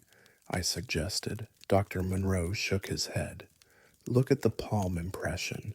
It's continuous, singular, one hand. We measured the spacing between each finger. Consistent, proportional. Whoever had placed their hand on Rebecca Torres's shoulder had 6 fingers on that hand. We need to check the scene photos, I said. We pulled up the fire marshal's documentation, dozens of photos showing the bedroom from every angle, the melted space heater, the burned furniture, the window Rebecca had been trying to reach. No other people visible, no evidence of anyone else in the room during the fire. Dr. Monroe examined Rebecca's body for other protected areas. We found 2 more, one on her right forearm, another handprint, this one showing 5 fingers. Normal human hand, similar size to the first, and one on her upper back, between her shoulder blades. This handprint was larger, more diffuse, but the outline was clear. 7 fingers. I photographed all 3 handprints, measured them, documented their locations. Then I did something I'd never done before in 13 years. I overlaid the images on top of each other to compare. Same hand, or at least the same person. The palm print matched across all 3 impressions. The fingerprint patterns were consistent where they overlapped, but the number of fingers changed: 6 on the left shoulder, 5 on the right forearm, 7 on the upper back. This doesn't make sense, I said. Dr. Monroe was quiet for a long moment. Then he said, let's continue the examination. We'll flag this for the fire marshal and let them interpret it. We completed the autopsy over the next 2 hours because of death was smoke inhalation, as expected. Her lungs were full of soot and carbon monoxide. No signs of trauma beyond the thermal injuries, no drugs or alcohol in her system. Everything pointed to accidental death, except the handprints. The fire marshal came by the next day to review our findings. A veteran investigator named Patterson, who'd worked fire deaths for 23 years. I showed him the photographs. He studied them for a long time, zooming in on the finger impressions, checking the measurements. "Have you ever seen anything like this?" I asked. "No," he said, "but I've heard stories." "What kind of stories?" He closed the image files and looked at me. "Fire victims sometimes show protected areas where their hands were positioned during death. Self-protective gestures, but I've never seen protected areas that suggest someone else's hands." Someone else was in the room? The scene was locked from the inside. No forced entry, no broken windows, no evidence of another person. And even if someone was there, this, he pointed at the six-fingered handprint. This isn't human. I didn't know what to say to that. Patterson filed his report as accidental death, structure fire, probable space heater malfunction. He made no mention of the handprints in his official documentation, but he told me something before he left that I still think about. "I've been investigating fires for over 2 decades," he said, "and I've learned that sometimes when people are dying in fire, they're not alone. They see things, they feel things, presences that shouldn't be there." "Like what?" "I don't know. But whatever was with Rebecca Torres that night wasn't trying to hurt her. Look at those handprints. They're protective, gentle. But the six fingers, maybe not everything that tries to help us is human." Rebecca Torres was buried 3 weeks later. Small service, mostly family. I didn't attend, but I kept the photographs of the handprints. I've studied them dozens of times, trying to find a rational explanation. Heat distortion, chemical reaction, artifact from the firefighting foam, anything that might explain 6 fingers, then 5, then 7. I haven't found one. Last month, we had another fire victim. Different location, different circumstances. Dr. Monroe and I processed the case together. No handprints, no protected areas, just standard thermal damage. But while I was photographing the burns on the victim's shoulder, Dr. Monroe asked me a question. "Iris, if something was with Rebecca that night, why didn't it save her?" I didn't have an answer. I still don't. But sometimes I wonder if those handprints weren't about saving her. Maybe they were about making sure she didn't die alone.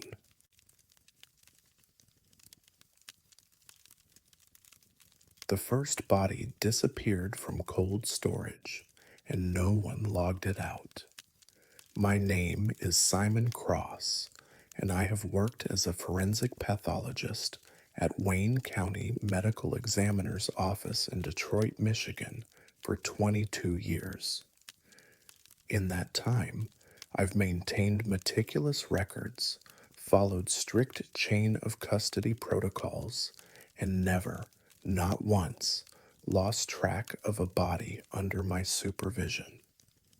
Until Tuesday, the first case arrived on a Tuesday morning in November. Male, 38 years old, identified as Daniel Pritchard. Suspected opioid overdose, found unresponsive in a Corktown apartment by his landlord. The scene investigation was routine. Drug paraphernalia present. No signs of struggle. No suspicious circumstances. I processed the autopsy at 9 a.m. with my colleague, Dr. Reeves, assisting. External examination showed the typical presentation of opioid overdose, cyanosis of the lips and nail beds, frothy fluid in the mouth and nose, pinpoint pupils. His arms showed multiple track marks, some recent, some old and scarred. During the internal examination, we confirmed the suspected cause of death: pulmonary edema, cerebral hypoxia, toxicology pending, but preliminary field tests positive for fentanyl. Daniel Pritchard had the same tattoos I'd documented on dozens of overdose victims: a cross on his right shoulder, a name on his left forearm, his mother's, I assumed, a series of numbers on his ribs that looked like a date. I photographed everything, collected tissue samples, completed the documentation. The body went into cold storage drawer 23 at 11:45 a.m. Standard procedure. Case closed, pending toxicology results. On Thursday morning, I came in early to finish paperwork. At 7 a.m., I needed to retrieve a tissue sample from Daniel Pritchard's case for additional testing. I opened drawer 23. Empty. I checked the log. No sign out, no transfer notation, no indication anyone had accessed that drawer since Tuesday. I checked the adjacent drawers. Nothing. I called the night supervisor, Jenkins, a man who'd worked the morgue for 15 years and never made a mistake with the logs. Jenkins, did someone move the Pritchard case? Negative, Dr. Cross. That body's been in drawer 23 since Tuesday morning. I checked the cold storage logs myself last night. Everything's accounted for. The drawer's empty. Silence. Then, that's not possible. But it was. I stood there, staring at the empty drawer, trying to understand how a 180-pound body could vanish from a locked, monitored facility without anyone noticing. We spent 2 hours searching. Every drawer, every exam suite, every storage area. We reviewed security footage, access logs, transport records. Nothing. Daniel Pritchard's body had disappeared. I was still trying to process the loss when the second call came in Thursday afternoon. Another overdose victim, same general area of Corktown, similar circumstances. Male, late 30s, found unresponsive by a neighbor. The transport arrived at 2 p.m. I was reviewing the security footage from Tuesday night when Dr. Reeves called me to the examination suite. Simon, you need to see this. I walked into the suite and looked at the body on the table. Daniel Pritchard, same face, same build, same height and weight. I checked the tattoos, cross on the right shoulder, name on the left forearm, numbers on the ribs. Identical. This is the same person, I said. Dr. Reeves shook her head. It can't be. Look at the tag. The toe tag read, unknown male, estimated age 35 to 40, found at 217 Oak Street, apartment 4B. Daniel Pritchard's address had been 217 Oak Street, apartment 4A, different apartment, same building. Get me the dental records, I said. While Dr. Reeves contacted records, I examined the body more carefully. Every detail matched: the scar on his left knee, the mole on his right shoulder blade, the slight deviation in his nose from an old break. The dental records came back 20 minutes later. Perfect match. Same person, same teeth, same fillings, same root canal on the lower left molar. This is Daniel Pritchard, Dr. Reeves said quietly. But how? We processed him on Tuesday.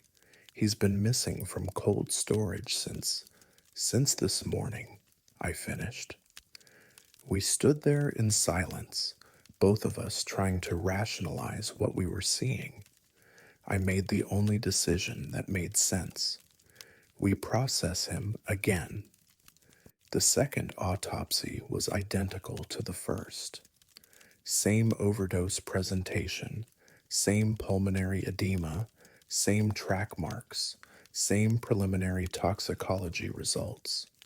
Everything matched, down to the contents of his stomach, partially digested cereal, consistent with a meal eaten 2 to 3 hours before death. The same meal I'd documented on Tuesday. I collected new tissue samples, took new photographs, completed new documentation. At 4:30 p.m., we placed the body in drawer 15. I installed a security camera pointed directly at that drawer. I set up motion sensors. I had Jenkins add an additional access log that required 2 signatures for any drawer opening. Then I went home and tried to sleep. Friday morning, I checked drawer 15 before I'd even taken off my coat. Empty. The motion sensors hadn't triggered. The security camera showed nothing. The drawer had remained closed all night, but when I opened it at 7:15 a.m., it was empty. Jenkins confirmed no one had accessed it. The log showed no entries. Daniel Pritchard had disappeared again. I sat in my office trying to understand the pattern. 2 identical bodies, 2 identical autopsies, 2 disappearances from secured cold storage. The call came at 9:47 a.m. Another overdose victim. Corktown, male, late 30s, 217 Oak Street, apartment 4C. I didn't need to see the body to know who it would be, but I went to the examination suite anyway. Daniel Pritchard, third time, same tattoos, same scars, same dental records, same everything. Dr. Reeves wouldn't even look at me. This isn't possible, she whispered. But I was starting to understand a different kind of possible. I examined the body's right arm. The track marks were fresh, recent. I examined the left arm. Older scarring, consistent with years of drug use. Then I noticed something I'd missed the first 2 times. The numbers tattooed on his ribs. I'd assumed they were a date, 11/7/2023. November 7th, 2023, the day he died, the day he first arrived at our facility. But that didn't make sense. You can't get a tattoo of your death date before you die, unless you know when it's going to happen. I checked the second body's photographs from Thursday. Same tattoo, same numbers, 11/7/2023. I checked the date, Friday, November 8th, 2024. 1 year and 1 day after the date tattooed on his body. I looked at Daniel Pritchard lying on my examination table. For the third time, I thought about the missing bodies, the identical presentations, the impossible repetition, and I thought about what Dr. Reeves had said. This isn't possible. But what if it wasn't about possibility? What if this was about inevitability? I processed the third autopsy mechanically, documenting everything with the same precision as the first two. At noon, we placed the body in drawer 8. This time, I didn't install cameras or sensors. I knew he would disappear. I knew because whatever was happening to Daniel Pritchard wasn't following the rules of bodies or death or cold storage protocols. He was caught in something else, something that kept bringing him back, kept making him die the same way, kept returning him to us like a message we couldn't understand. Saturday morning, drawer 8 was empty. I waited for the call. It came at 2 p.m. Another overdose. Corktown. Same building. I told them to take it to County General. I couldn't do this again. But Monday morning, when I arrived at work, there was a body waiting in examination suite 1. I knew, without looking, Daniel Pritchard, 4th time. I examined him anyway. Same tattoos, same scars, same everything. Except for one detail. The numbers on his ribs had changed. 11/14/2024. Next Thursday, I filed my report that afternoon. Cause of death, opioid overdose, manner of death, undetermined. I didn't mention the duplicates, the disappearances, the changing tattoo. Who would believe me? Today is November 13th, 2024. Tomorrow is Thursday. I haven't decided if I'm going to work.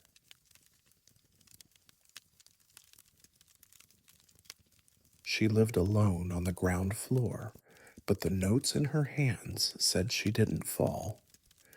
My name is Rhea Doyle, and I have worked as an autopsy technician at Cook County Medical Examiner's Office in Chicago, Illinois, for 16 years.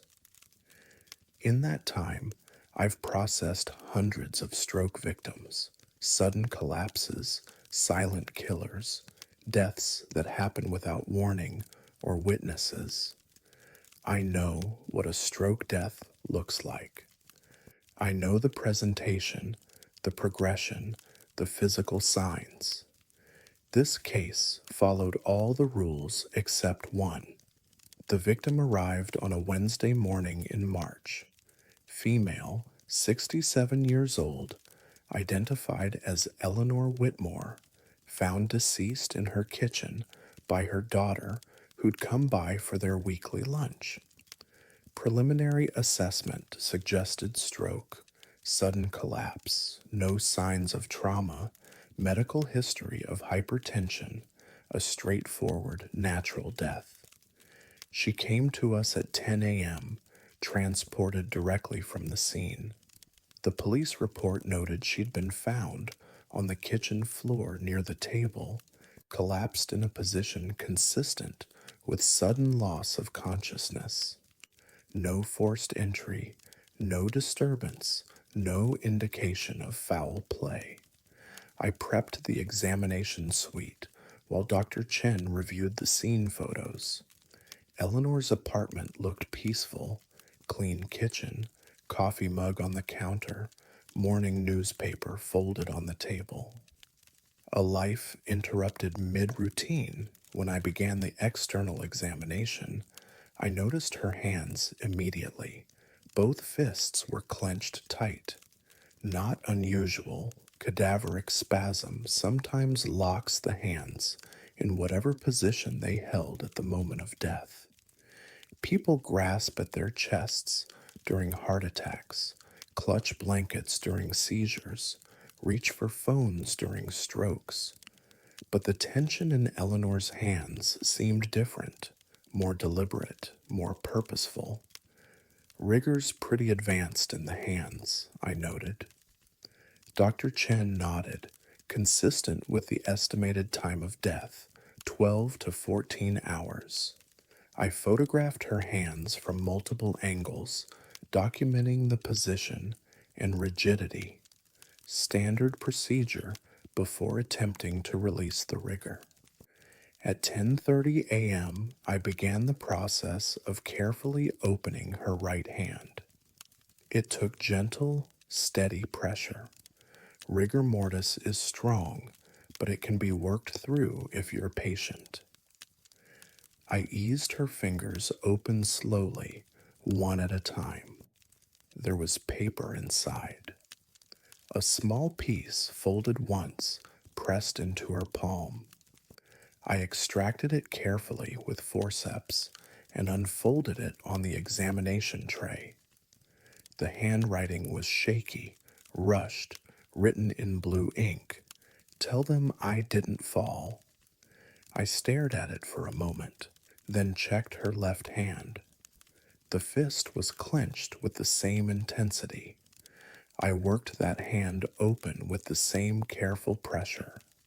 Another note, same size, same paper, same handwriting. Tell them I didn't fall. Identical message, both hands, both written in what appeared to be Eleanor's own handwriting. Dr. Chen, he looked up from his documentation. What is it? I showed him the notes. He examined them closely, comparing the handwriting on both. These were in her hands when she died, clenched in both palms, same message, same handwriting. Could someone have placed them there post-mortem? I shook my head. The rigor was too advanced. Her hands were locked when she arrived.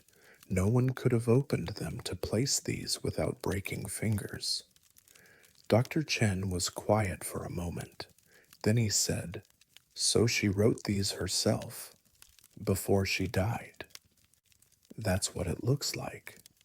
But the scene report says she was found alone, ground floor apartment, no stairs, no balcony. How could she fall? That was the question that had been bothering me since I'd read the notes. I checked the police report again. Eleanor Whitmore lived in a ground floor garden apartment in Lincoln Park. No stairs inside the unit. No elevated surfaces except standard furniture, chairs, bed, counters.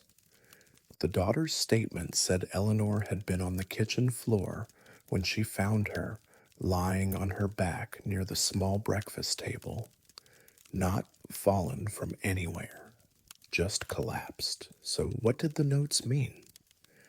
We continued the autopsy. The internal examination confirmed the suspected cause of death, massive cerebral hemorrhage, consistent with stroke. Her brain showed significant bleeding in the right hemisphere, the kind of catastrophic event that would cause immediate loss of consciousness.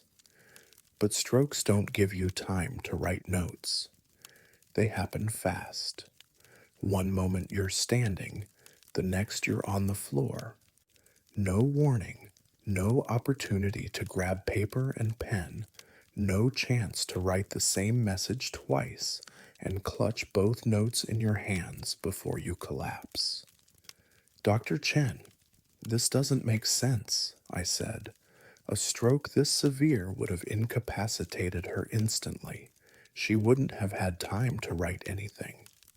Maybe she wrote them earlier, kept them in her pockets, grabbed them when she felt the stroke coming. I checked the property inventory from the scene.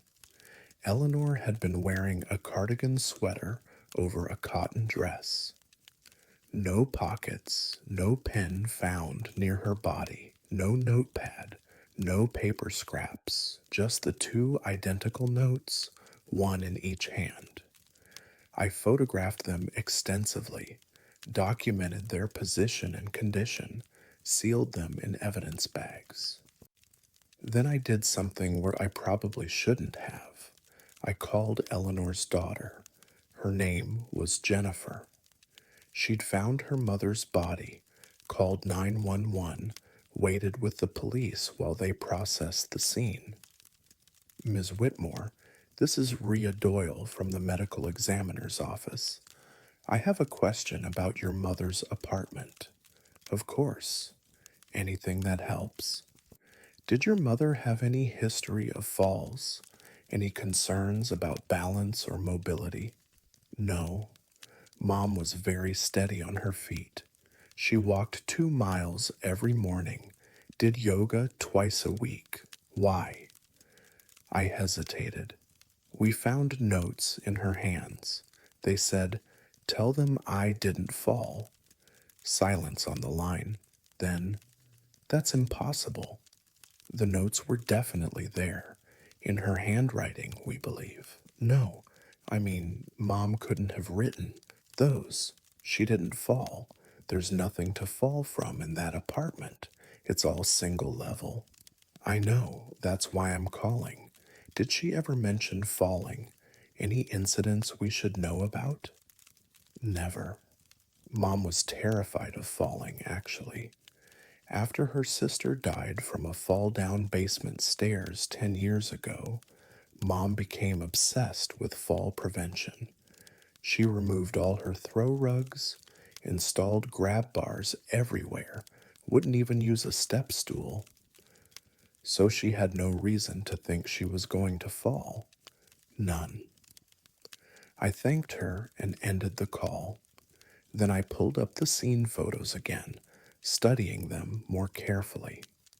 Eleanor's kitchen, small table with 2 chairs, coffee mug on the counter, half full, newspaper on the table, folded to the crossword puzzle, a pen lying next to it, a blue pen. I zoomed in on the photo. The pen was the same blue ink as the notes. I checked the next photo, a wider shot of the kitchen floor where Eleanor had been found. Her body had been lying on her back, arms at her sides, according to the daughter's initial statement.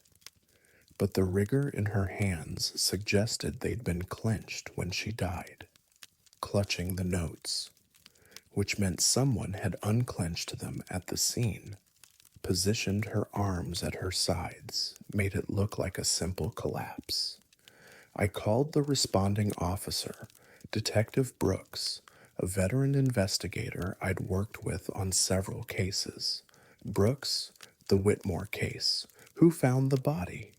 Daughter, Jennifer Whitmore. She called it in at 8:47 a.m. Was anyone else there when you arrived? Negative, just the daughter. She was pretty shaken up. Did you notice the victim's hands? Were they clenched or open? I heard him flipping through his notes. Report says arms were positioned at sides, hands open. Why? Because when the body arrived here, both hands were locked in rigor with notes inside them. Silence. Then, "That's not possible. I documented the scene personally. Her hands were empty." But they weren't. The notes had been there, clenched in her palms, held tight by cadaveric spasm, which meant someone had opened her hands at the scene, removed the notes, repositioned her arms. And then somehow, impossibly, the notes had returned. I spent the rest of the day reviewing the evidence. The notes were real, physical paper, real ink, Eleanor's handwriting confirmed by Jennifer. The rigor was real. Her hands had been locked tight, impossible to open without force. But the timeline made no sense. Dr. Chen filed the report that evening. Cause of death, cerebral hemorrhage. Manner of death, natural. He didn't mention the notes, neither did I, but I kept copies of the photographs. I look at them sometimes, late at night, studying Eleanor's handwriting, the way she wrote the same message twice. "Tell them I didn't fall." But she didn't fall. Everyone agreed on that. Ground floor apartment, no stairs, no elevation. So what was she trying to tell us? Last week, I got a call from Jennifer. She'd been cleaning out her mother's apartment and found something in the bedroom closet.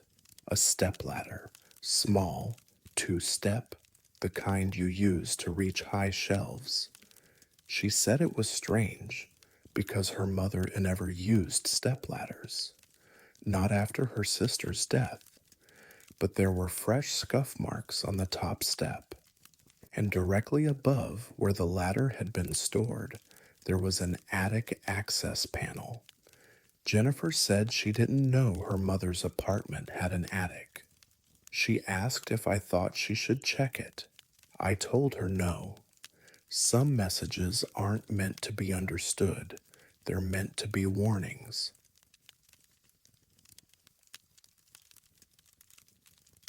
The body had been dead for 16 hours, but it never got cold. My name is Anton Ruiz, and I have worked as a forensic pathologist at Bernalillo County Medical Investigator's Office in Albuquerque, New Mexico for 18 years. In that time, I've learned to trust the science of death, algor mortis, the cooling of the body. A corpse loses approximately 1.5 degrees Fahrenheit per hour until it reaches ambient temperature. It's predictable, measurable, reliable. This case broke every rule. The victim arrived on a Friday afternoon in August. Male, 53 years old, identified as Thomas Crane, found deceased in his home by a coworker who'd come to check on him after he'd missed 2 days of work. Preliminary assessment suggested natural causes, possibly cardiac arrest.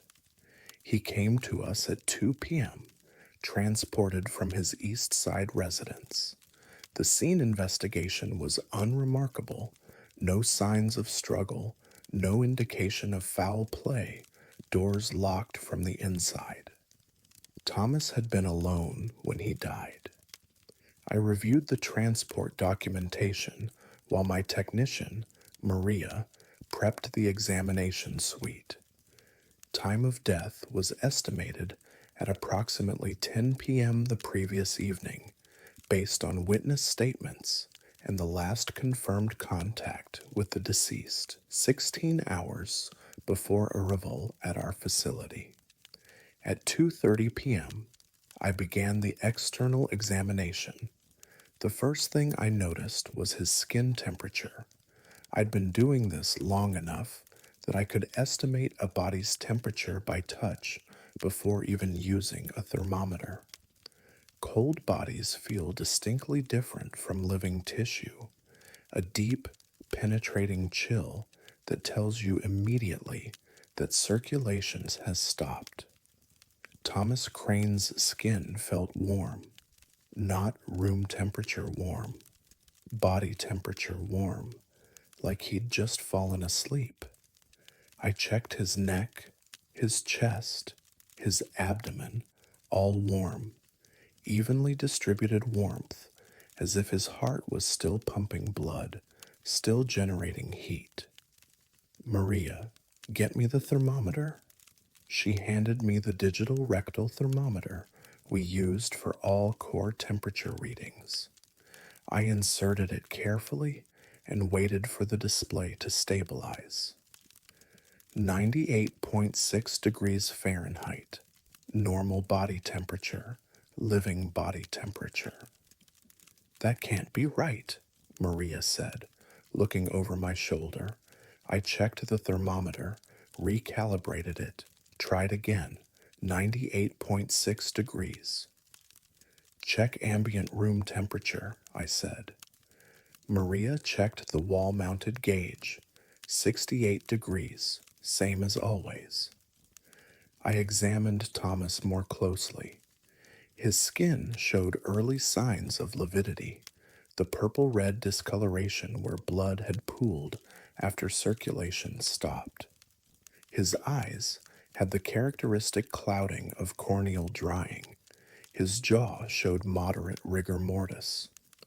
All signs consistent with death 16 hours prior. but his temperature was 98.6 degrees. Could the transport van have been too hot? Maria suggested. I shook my head. Even in a heated vehicle, a body dead for 16 hours would cool significantly. This is active body temperature. Dr. Reyes, my colleague, came in to consult. He examined Thomas, checked the temperature himself, reviewed the documentation. This is highly unusual, he said quietly. But let's proceed. Maybe there's an explanation we'll find during the internal examination. We photographed Thomas from every angle, documented his external condition, collected preliminary samples. Everything appeared normal except the temperature. At 3:15 p.m., I began the Y incision. The moment my scalpel touched his chest, I felt the warmth through my gloves. Not the cool, resistant tissue of a deceased patient, but warm, almost pliant skin that yielded easily to the blade. I completed the incision, sternum to pubis, standard autopsy procedure. When I reflected the chest plate and exposed the thoracic cavity, steam rose from the opening. Not visible steam, but that slight distortion of air you see over hot pavement in summer. Heat radiating from inside his chest. Maria stepped back from the table. Dr. Ruiz, I measured the temperature inside the thoracic cavity. 100.2 degrees, higher than his surface temperature, higher than normal body temperature. His organs were warm, his heart, his lungs, his liver, all radiating heat like they were still functioning, still metabolizing, still alive. But he was dead. No pulse, no respiration, no brain activity. The lividity, the rigor, the corneal clouding, all confirmed he'd been dead for at least 12 to 14 hours. How is this possible? Dr. Reyes asked. I don't know. I continued the examination, removing organs systematically, weighing them, collecting samples. The heart showed no signs of disease, no blockages, no damage, no apparent cause of death. The lungs were clear, the liver was healthy. Every organ I removed maintained its warmth. Even after sitting on the dissection tray for 10 minutes, the heart still read 97 degrees. At 4 p.m., I was halfway through the Y incision when I felt it. A movement, subtle, barely perceptible, but definite. His chest had moved, not a twitch, not a spasm, a deliberate expansion, like the beginning of an inhalation. I froze, scalpel in hand. Maria saw it too. Did he just... We watched in silence. Thomas Crane's chest rose slightly, held for 2 seconds, then fell.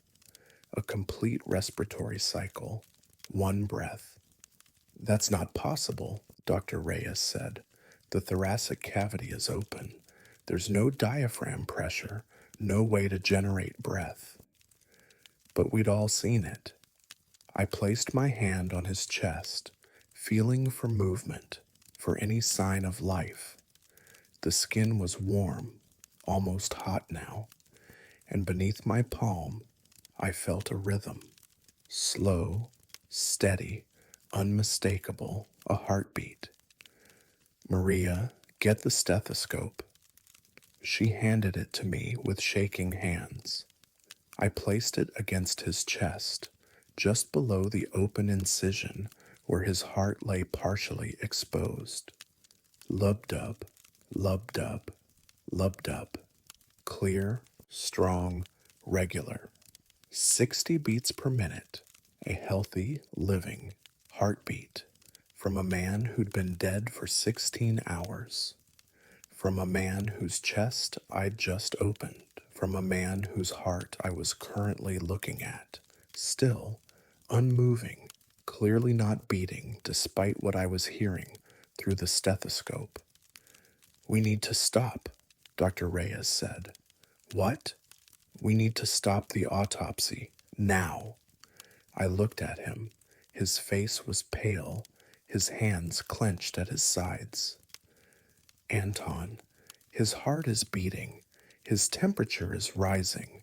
Whatever this is, we're not dealing with a deceased patient." "But he's been dead for—" "I don't care what the documentation says. Stop the autopsy." I set down the scalpel. Maria was already backing toward the door. I looked down at Thomas Crane.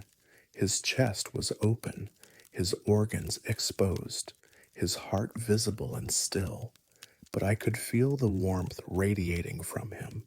I could hear the heartbeat through the stethoscope. I could see the faint rise and fall of respiration.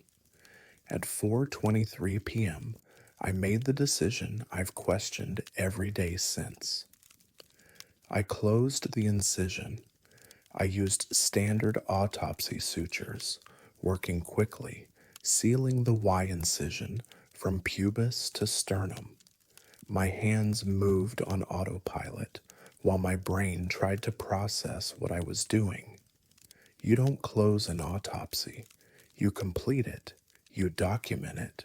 You preserve the organs. You sew the body for viewing.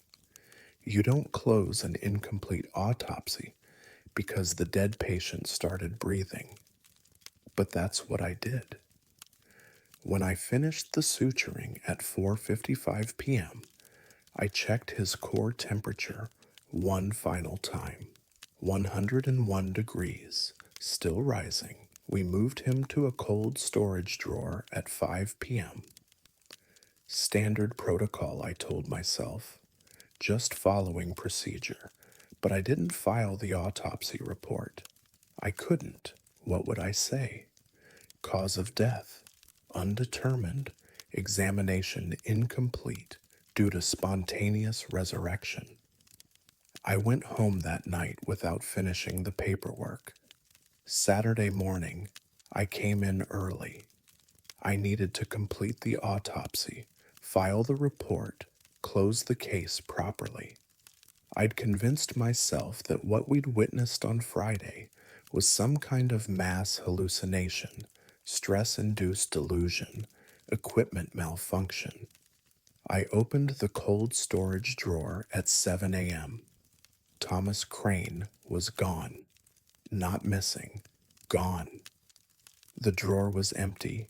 No body, no documentation, no evidence he'd ever been there. I checked the logs. No sign out, no transfer, no record of removal. I checked security footage. The cold storage door never opened between 5 p.m. Friday and 7 a.m. Saturday, but the drawer was empty. I filed a report about the missing body, conducted an internal investigation, reviewed every procedure, every log entry, every possible explanation. We found nothing. Thomas Crane's case remains open, listed as missing from cold storage, cause of death undetermined, autopsy incomplete. But I know what happened. I know because 3 weeks later, I saw him at a grocery store in the Northeast Heights, pushing a cart, very much alive. He looked at me, made eye contact, smiled slightly, and walked away. I didn't follow him. I didn't report it. Some bodies aren't meant to be examined. Some deaths aren't meant to be final. And some autopsies should never be finished. He died knocking on a shelter door, and no one answered. My name is Ren Salazar, and I have worked as an autopsy technician at King County Medical Examiner's Office in Seattle, Washington, for 14 years. In that time, I've processed over 200 hypothermia cases, street deaths, exposure deaths, the invisible casualties of winter that cities like to forget. I know what freezing to death looks like. I know the physiology, the progression, the quiet way the cold takes you. This case was different because of what I heard. The victim arrived on a Monday morning in January. Male, approximately 55 years old, identified as Robert Finch, found deceased outside the Pine Street shelter during morning rounds. Preliminary assessment suggested death by exposure, sub-freezing temperatures overnight, inadequate clothing, classic hypothermia presentation. Another street death, another statistic.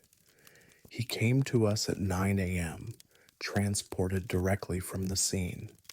The intake notes mentioned he'd been found slumped against the shelter's side door, the emergency entrance that staff used after hours. His right hand was raised, positioned as if knocking. I prepped the examination suite while Dr. Kaur reviewed the scene photos. Robert Finch looked peaceful, eyes closed, no signs of struggle, no visible trauma. Just a man who'd sat down in the cold and never gotten up. When I began the external examination at 9:30 a.m., I noticed his hands immediately.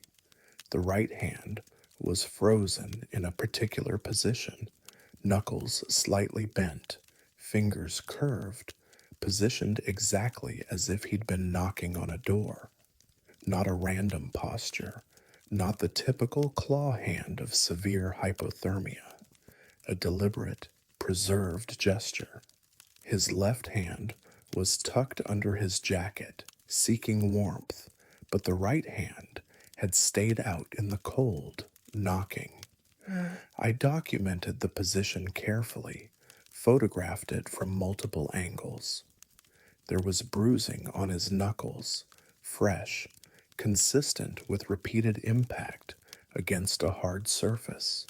He'd been knocking hard enough to hurt himself. Dr. Kaur, look at this. She examined his right hand, checking the bruising, the positioning, the skin condition. He was knocking when he died, probably seeking entry to the shelter. For how long? These contusions suggest sustained knocking, not just a few attempts. Long enough to bruise. Poor man, someone should have heard him. We continued the examination. Robert's body showed all the classic signs of death by exposure: severe frostbite on his extremities, paradoxical undressing. His jacket was partially unzipped. The characteristic pink coloration of hypothermia victims' skin. At 10:15 a.m., I began the internal examination. The procedure was routine: Y incision, examination of thoracic and abdominal organs, collection of tissue samples. His heart showed no disease, his lungs were clear, his liver was healthy, despite evidence of past alcohol use. He'd died simply because it was too cold and he'd had nowhere to go. I was examining his stomach contents when I heard the first knock. 3 sharp raps. Distinct, deliberate.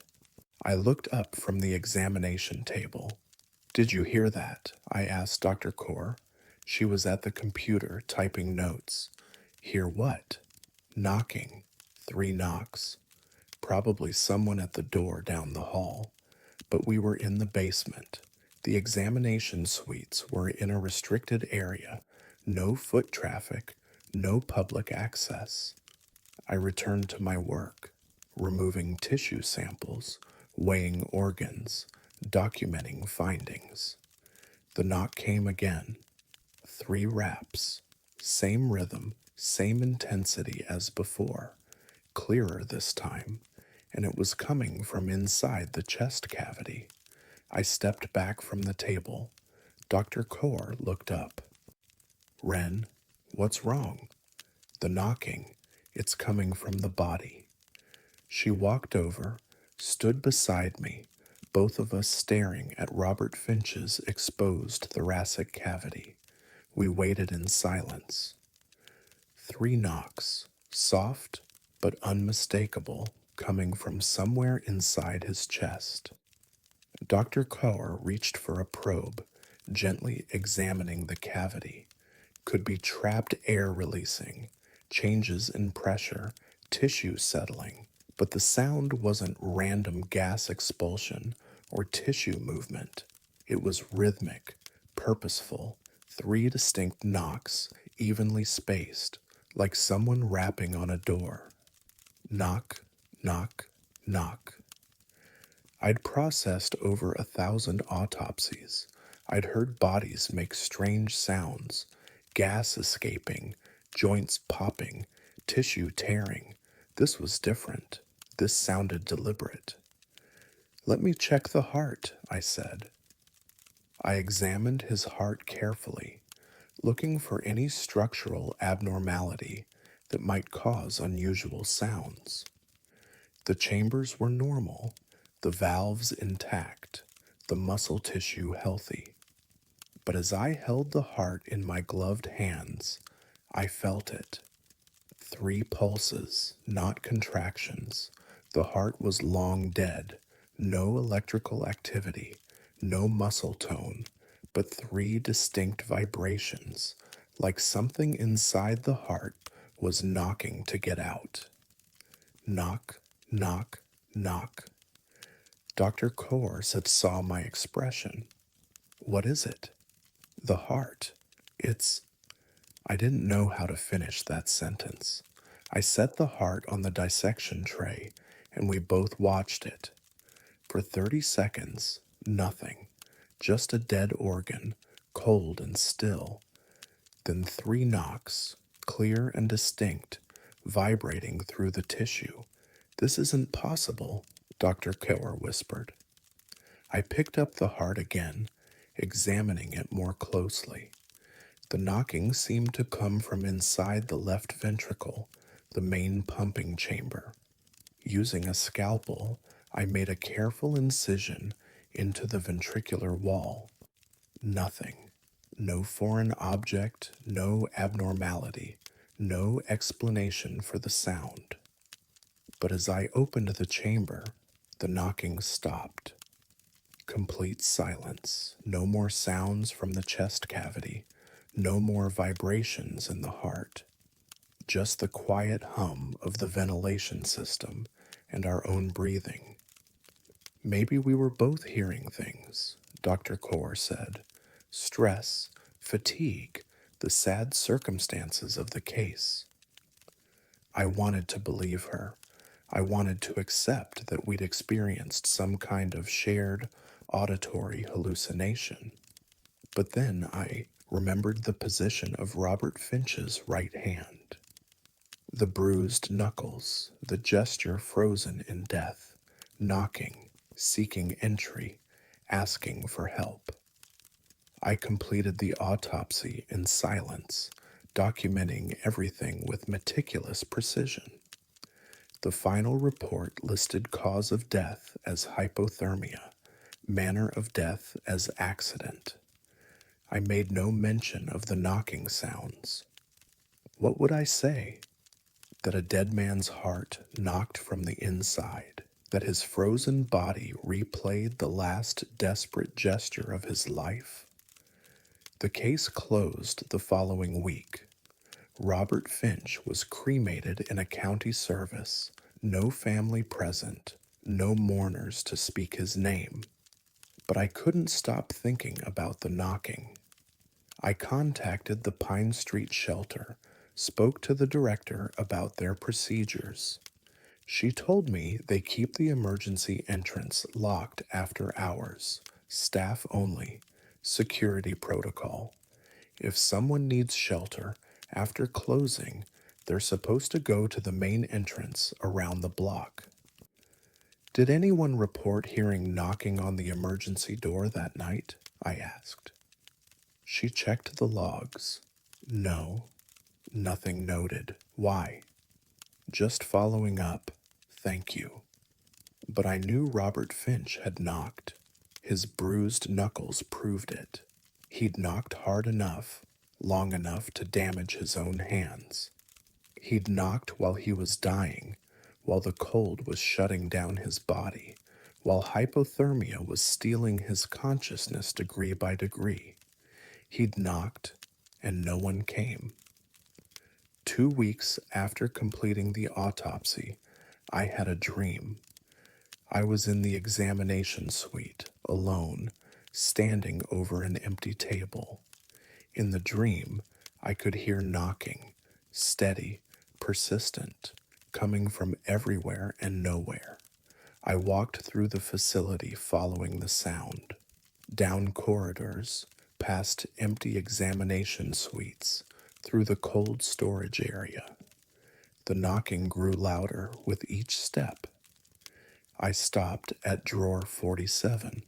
The knocking was coming from inside. I opened the drawer. Robert Finch was there, eyes open, right hand raised.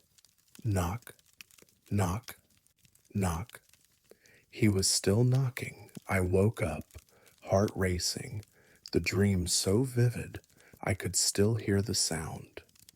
I've had that dream 17 times now, same sequence, same ending.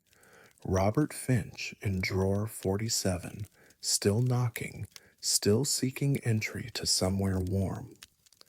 Last week I did something I'm not proud of. I went to Pine Street Shelter at 3 a.m., the same time Robert Finch was estimated to have died. I stood at the emergency entrance, the side door where he'd been found. It was locked, solid steel door, no window, no way to see inside. I raised my hand and knocked 3 times. Knock, knock, knock. And from inside my chest, from somewhere deep in my thoracic cavity, I felt an answer. 3 pulses, not my heartbeat, something else, something that recognized the rhythm, the pattern, the desperate plea for shelter. Knock, knock, knock.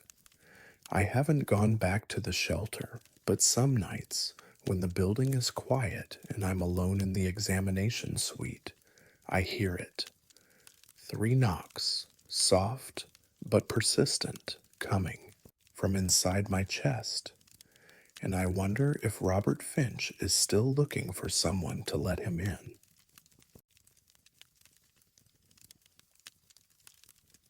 When I turned her over, I saw myself standing behind the table, but I was alone in the room.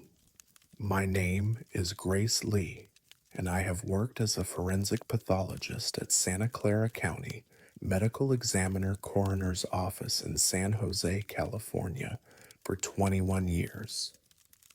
In that time, I've examined thousands of deceased patients, studied their injuries, documented their final moments. I've looked into countless open eyes, clouded by death, empty of recognition or awareness. I've never seen my own reflection looking back at me. The case arrived on a Thursday afternoon in September. Female, 34 years old, identified as Michelle Reeves. Apparent suicide, found hanging in her apartment by building security after neighbors reported a smell. Preliminary assessment confirmed asphyxiation by ligature, consistent with self-suspension. A tragic but straightforward case. She came to us at 3 p.m., transported from her Willow Glen apartment. The scene investigation showed no signs of forced entry, no evidence of struggle, no indication of foul play. Michelle had been alone when she died, the medical investigator's report concluded. I prepped the examination suite while reviewing the scene photos. Michelle's apartment looked orderly. Neat bedroom, carefully made bed, a note on the nightstand that confirmed her intent. Everything suggested a planned, deliberate act. When the transport team wheeled her in at 3:30 p.m., she was positioned face down on the gurney, standard protocol for ligature deaths to preserve the neck injury pattern. My technician, David, helped me transfer her to the examination table. We positioned her face down initially, maintaining the transport orientation while I documented the external condition. The ligature mark was clear, a deep furrow encircling her neck, angled upward toward the point of suspension behind her left ear.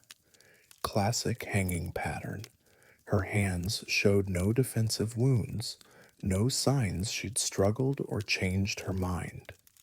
I photographed the posterior aspect of her body, her back, her legs, the lividity pattern showing she'd been hanging for at least 6 hours before discovery.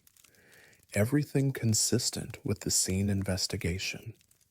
At 4 p.m., I prepared to turn her over for anterior examination. David, help me rotate her, please. We worked together, carefully turning Michelle from face down to face up. Standard procedure, something I'd done thousands of times. When her face came into view, her eyes were open. Not unusual. Many deceased patients die with their eyes open, particularly in traumatic or sudden deaths. The muscles that control eyelid closure relax, and the eyes remain in whatever position they held at the moment of death. But Michelle's eyes weren't cloudy or filmed over. They were clear, focused, and they were looking directly at me. I stepped back instinctively, then reminded myself this was just rigor, just positioning, just the random orientation of deceased tissue. I leaned closer to examine her eyes, properly, to check for petechiae, to document pupil dilation, to follow standard protocol. That's when I saw it. In the reflection of her pupils, clear as a mirror, I saw myself. Not my face looking down at her. That would be normal, expected, just the natural reflection of overhead light and nearby objects. I saw myself standing behind the examination table, both hands visible, positioned as if reaching toward the body. My face visible in profile, expression focused, intent. But I was standing beside the table, not behind it. I was alone in the room. David had stepped out to retrieve additional documentation forms. The examination suite door was closed. No one else was present. I straightened, looked behind me at the empty space where the reflection showed me standing. Nothing, just the blank wall and the equipment cabinet. I looked back at Michelle's eyes. The reflection was still there, me, standing behind the table, hands extended, reaching toward her neck. "This isn't possible," I whispered. I grabbed my phone and took a photograph of her face, zooming in on her eyes. Through the camera screen, I could see the reflection clearly. Me, behind the table, in a position such I wasn't occupying. I put down the phone and used my pen light to examine her pupils more closely. The light caused the expected pupillary response in dead tissue. Nothing. No contraction, no reaction, but the reflection remained. Myself, behind the table, hands reaching, and then the hands in the reflection moved. Not my hands. I was holding them still, one gripping the pen light, one braced against the table edge. But the hands in the reflection extended further, fingers spreading, reaching toward Michelle's throat. I watched, frozen, as the reflection, me touched reflection. Michelle's neck, fingers positioning around the ligature mark, and Michelle's head turned, just slightly, maybe half an inch, but deliberate, controlled, as if she were rotating her head to look at something. Her eyes stayed fixed on the me standing beside the table, the real me. But her head turned toward the reflection me, the me who was standing behind the table, touching her throat. I stepped back from the examination table, my pulse hammering in my ears. "David," I called. He pushed through the door immediately. "Dr. Lee, what's wrong?" "Look at her eyes. Tell me what you see." He approached the table carefully, leaned over Michelle's face, examined her eyes with his own penlight. Pupils fixed and dilated, slight cloudiness forming on the corneas, standard post-mortem presentation. "Why? Do you see a reflection?" He looked more closely. "Just ceiling lights and some equipment. The usual." "Nothing else? No people?" "No, Dr. Lee. Just normal reflections. Are you feeling all right?" I didn't answer. I was staring at Michelle's eyes, at the reflection that was still there. Me, behind the table, hands on her throat.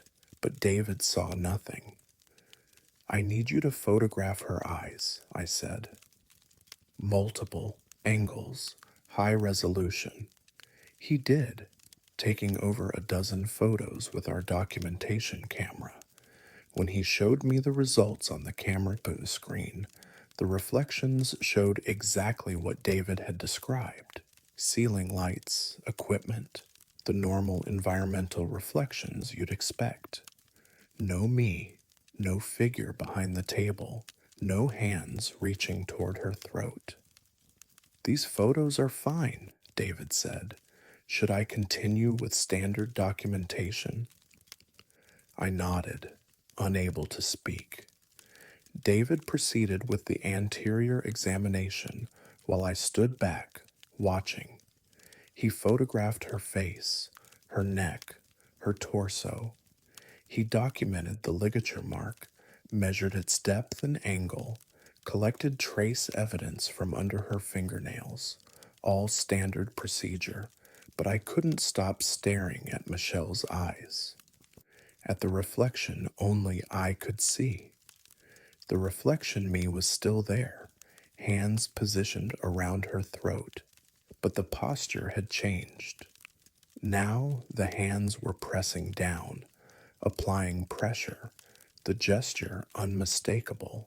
Strangulation. Not suspension, but self-inflicted ligature asphyxiation. Manual strangulation. I looked at Michelle's neck more carefully. The ligature mark was clear, consistent with hanging, but beneath it, barely visible, I could see faint bruising, finger-shaped contusions, 4 on one side of her throat, 1 on the other, a hand pattern. David hadn't noticed it yet. The bruising was subtle, overshadowed by the more prominent ligature injury, but it was there. "David, look at this." I pointed to the marks. He examined them closely. "Those look like finger contusions, maybe from the suspension process, her hands clutching at the ligature. They're in the wrong position. These are lateral compression marks, not self-inflicted." He photographed the bruising, documented it carefully. Should I note this as a possible indicator of struggle? I wanted to say yes.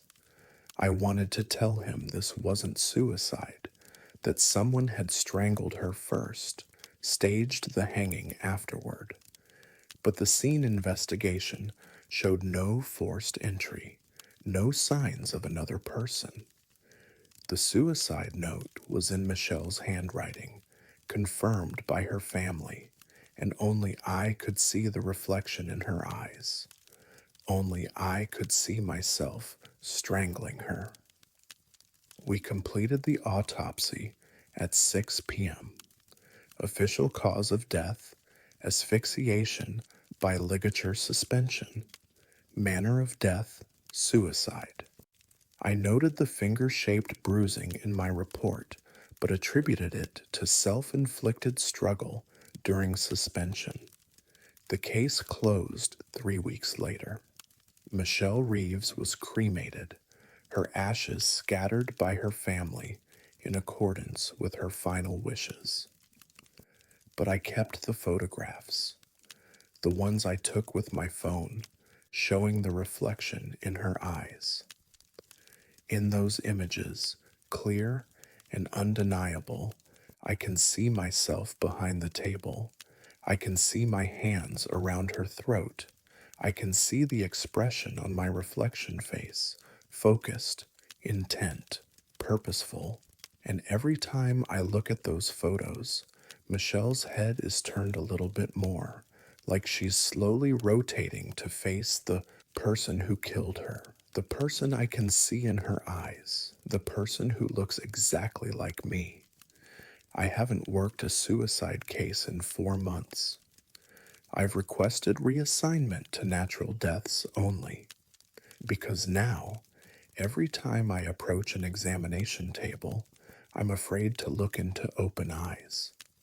I'm afraid I'll see myself standing somewhere I'm not, doing something I didn't do, or worse, something I did do and don't remember.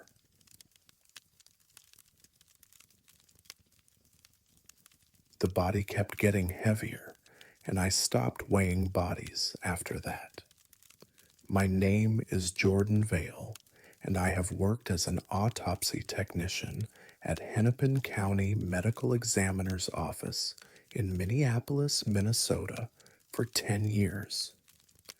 In that time, I've processed over 1,200 cases, documented thousands of measurements, recorded hundreds of body weights. I know human anatomy. I know mass and density. I know that a body's weight doesn't change after death except through decomposition or fluid loss. This case violated everything I understood about physics. The victim arrived on a Monday morning in April. Female, 29 years old, identified as Sarah Chen. Drowning victim, recovered from Lake Calhoun by morning joggers who'd seen her floating near the shore. Preliminary assessment suggested accidental drowning, no signs of trauma, no indication of foul play. She came to us at 8 a.m., transported directly from the lake. The recovery team's documentation noted she'd been found in shallow water, partially submerged, wearing jogging clothes and running shoes. I prepped the examination suite while Dr. Morrison reviewed the scene photos. Standard drowning protocol, document external condition, examine for injuries, confirm water aspiration in the lungs. At 8:30 a.m., I wheeled Sarah's gurney to the examination table. First step in processing any case was weight measurement. We had a floor scale positioned next to the table, calibrated weekly, accurate to within .1 pounds. I transferred her from the gurney to the scale, careful to support her head and maintain respectful handling. The digital readout stabilized, 90 pounds. I noted it on the intake form. 90 pounds was light for an adult female, but not unusually so. Some people are naturally small framed, and drowning victims often appear lighter due to water displacement and the position of discovery.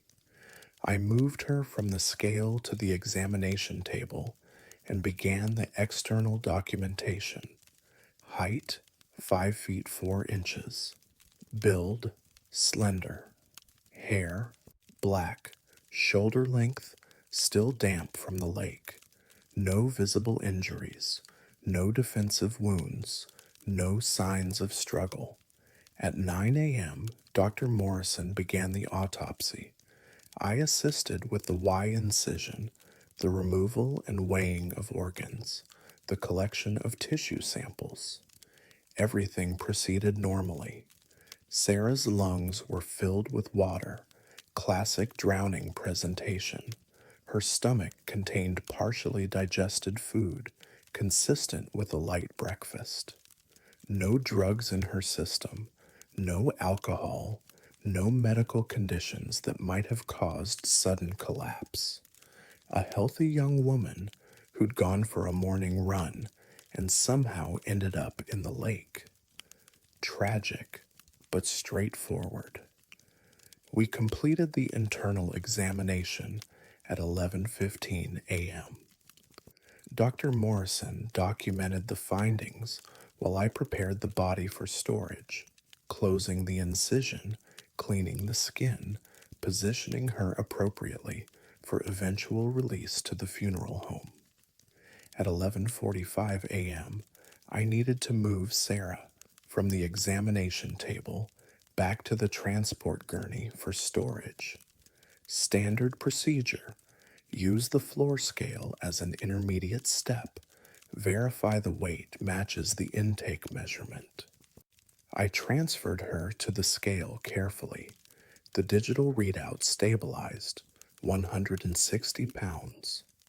I stared at the number, certain I'd misread it, but the display was clear, 160.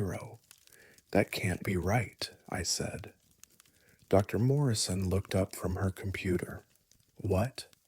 The weight. She was 90 pounds at intake. The scale's showing 160 now. Dr. Morrison frowned. Check the calibration. I stepped onto the scale myself. 173 pounds, my normal weight. The scale was functioning correctly. I transferred Sarah off the scale, recalibrated it manually using the test weights we kept for verification. Everything checked out. The scale was accurate. I lifted Sarah back onto the scale. 160 pounds. She's gained 70 pounds in 3 hours, I said. Dr. Morrison came over to verify the reading herself. She checked the display, checked the calibration, checked everything I'd already checked. This makes no sense, she said. Bodies lose weight after autopsy, not gain it. We've removed her organs, drained fluids. She should weigh less than intake, not more. Could the first measurement have been wrong? You documented 90 pounds. That's what you measured.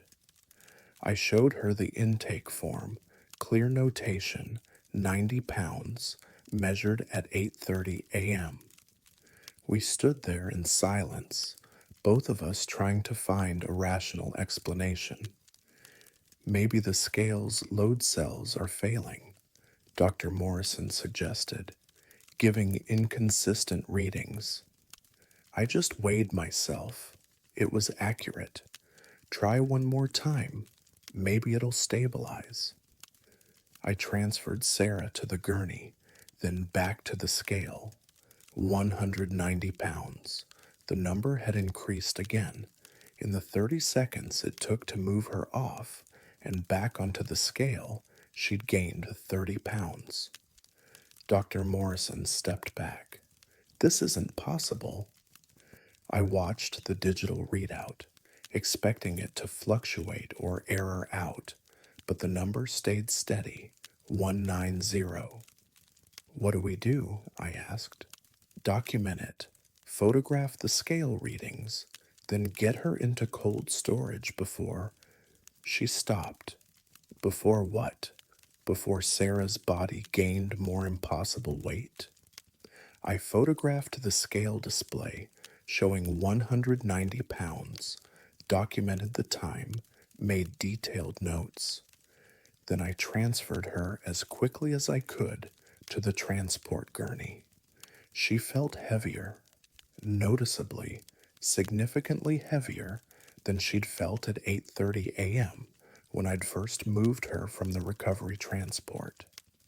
I wheeled her toward cold storage, fighting the increasing resistance. The gurney wheels, which had rolled smoothly all morning, now dragged against the floor. At the cold storage entrance, I had to stop and rest. My arms were shaking from the effort of pushing the gurney. Dr. Morrison helped me maneuver her into drawer 32. Together, we slid her into the drawer and secured it. Should we weigh her again? I asked.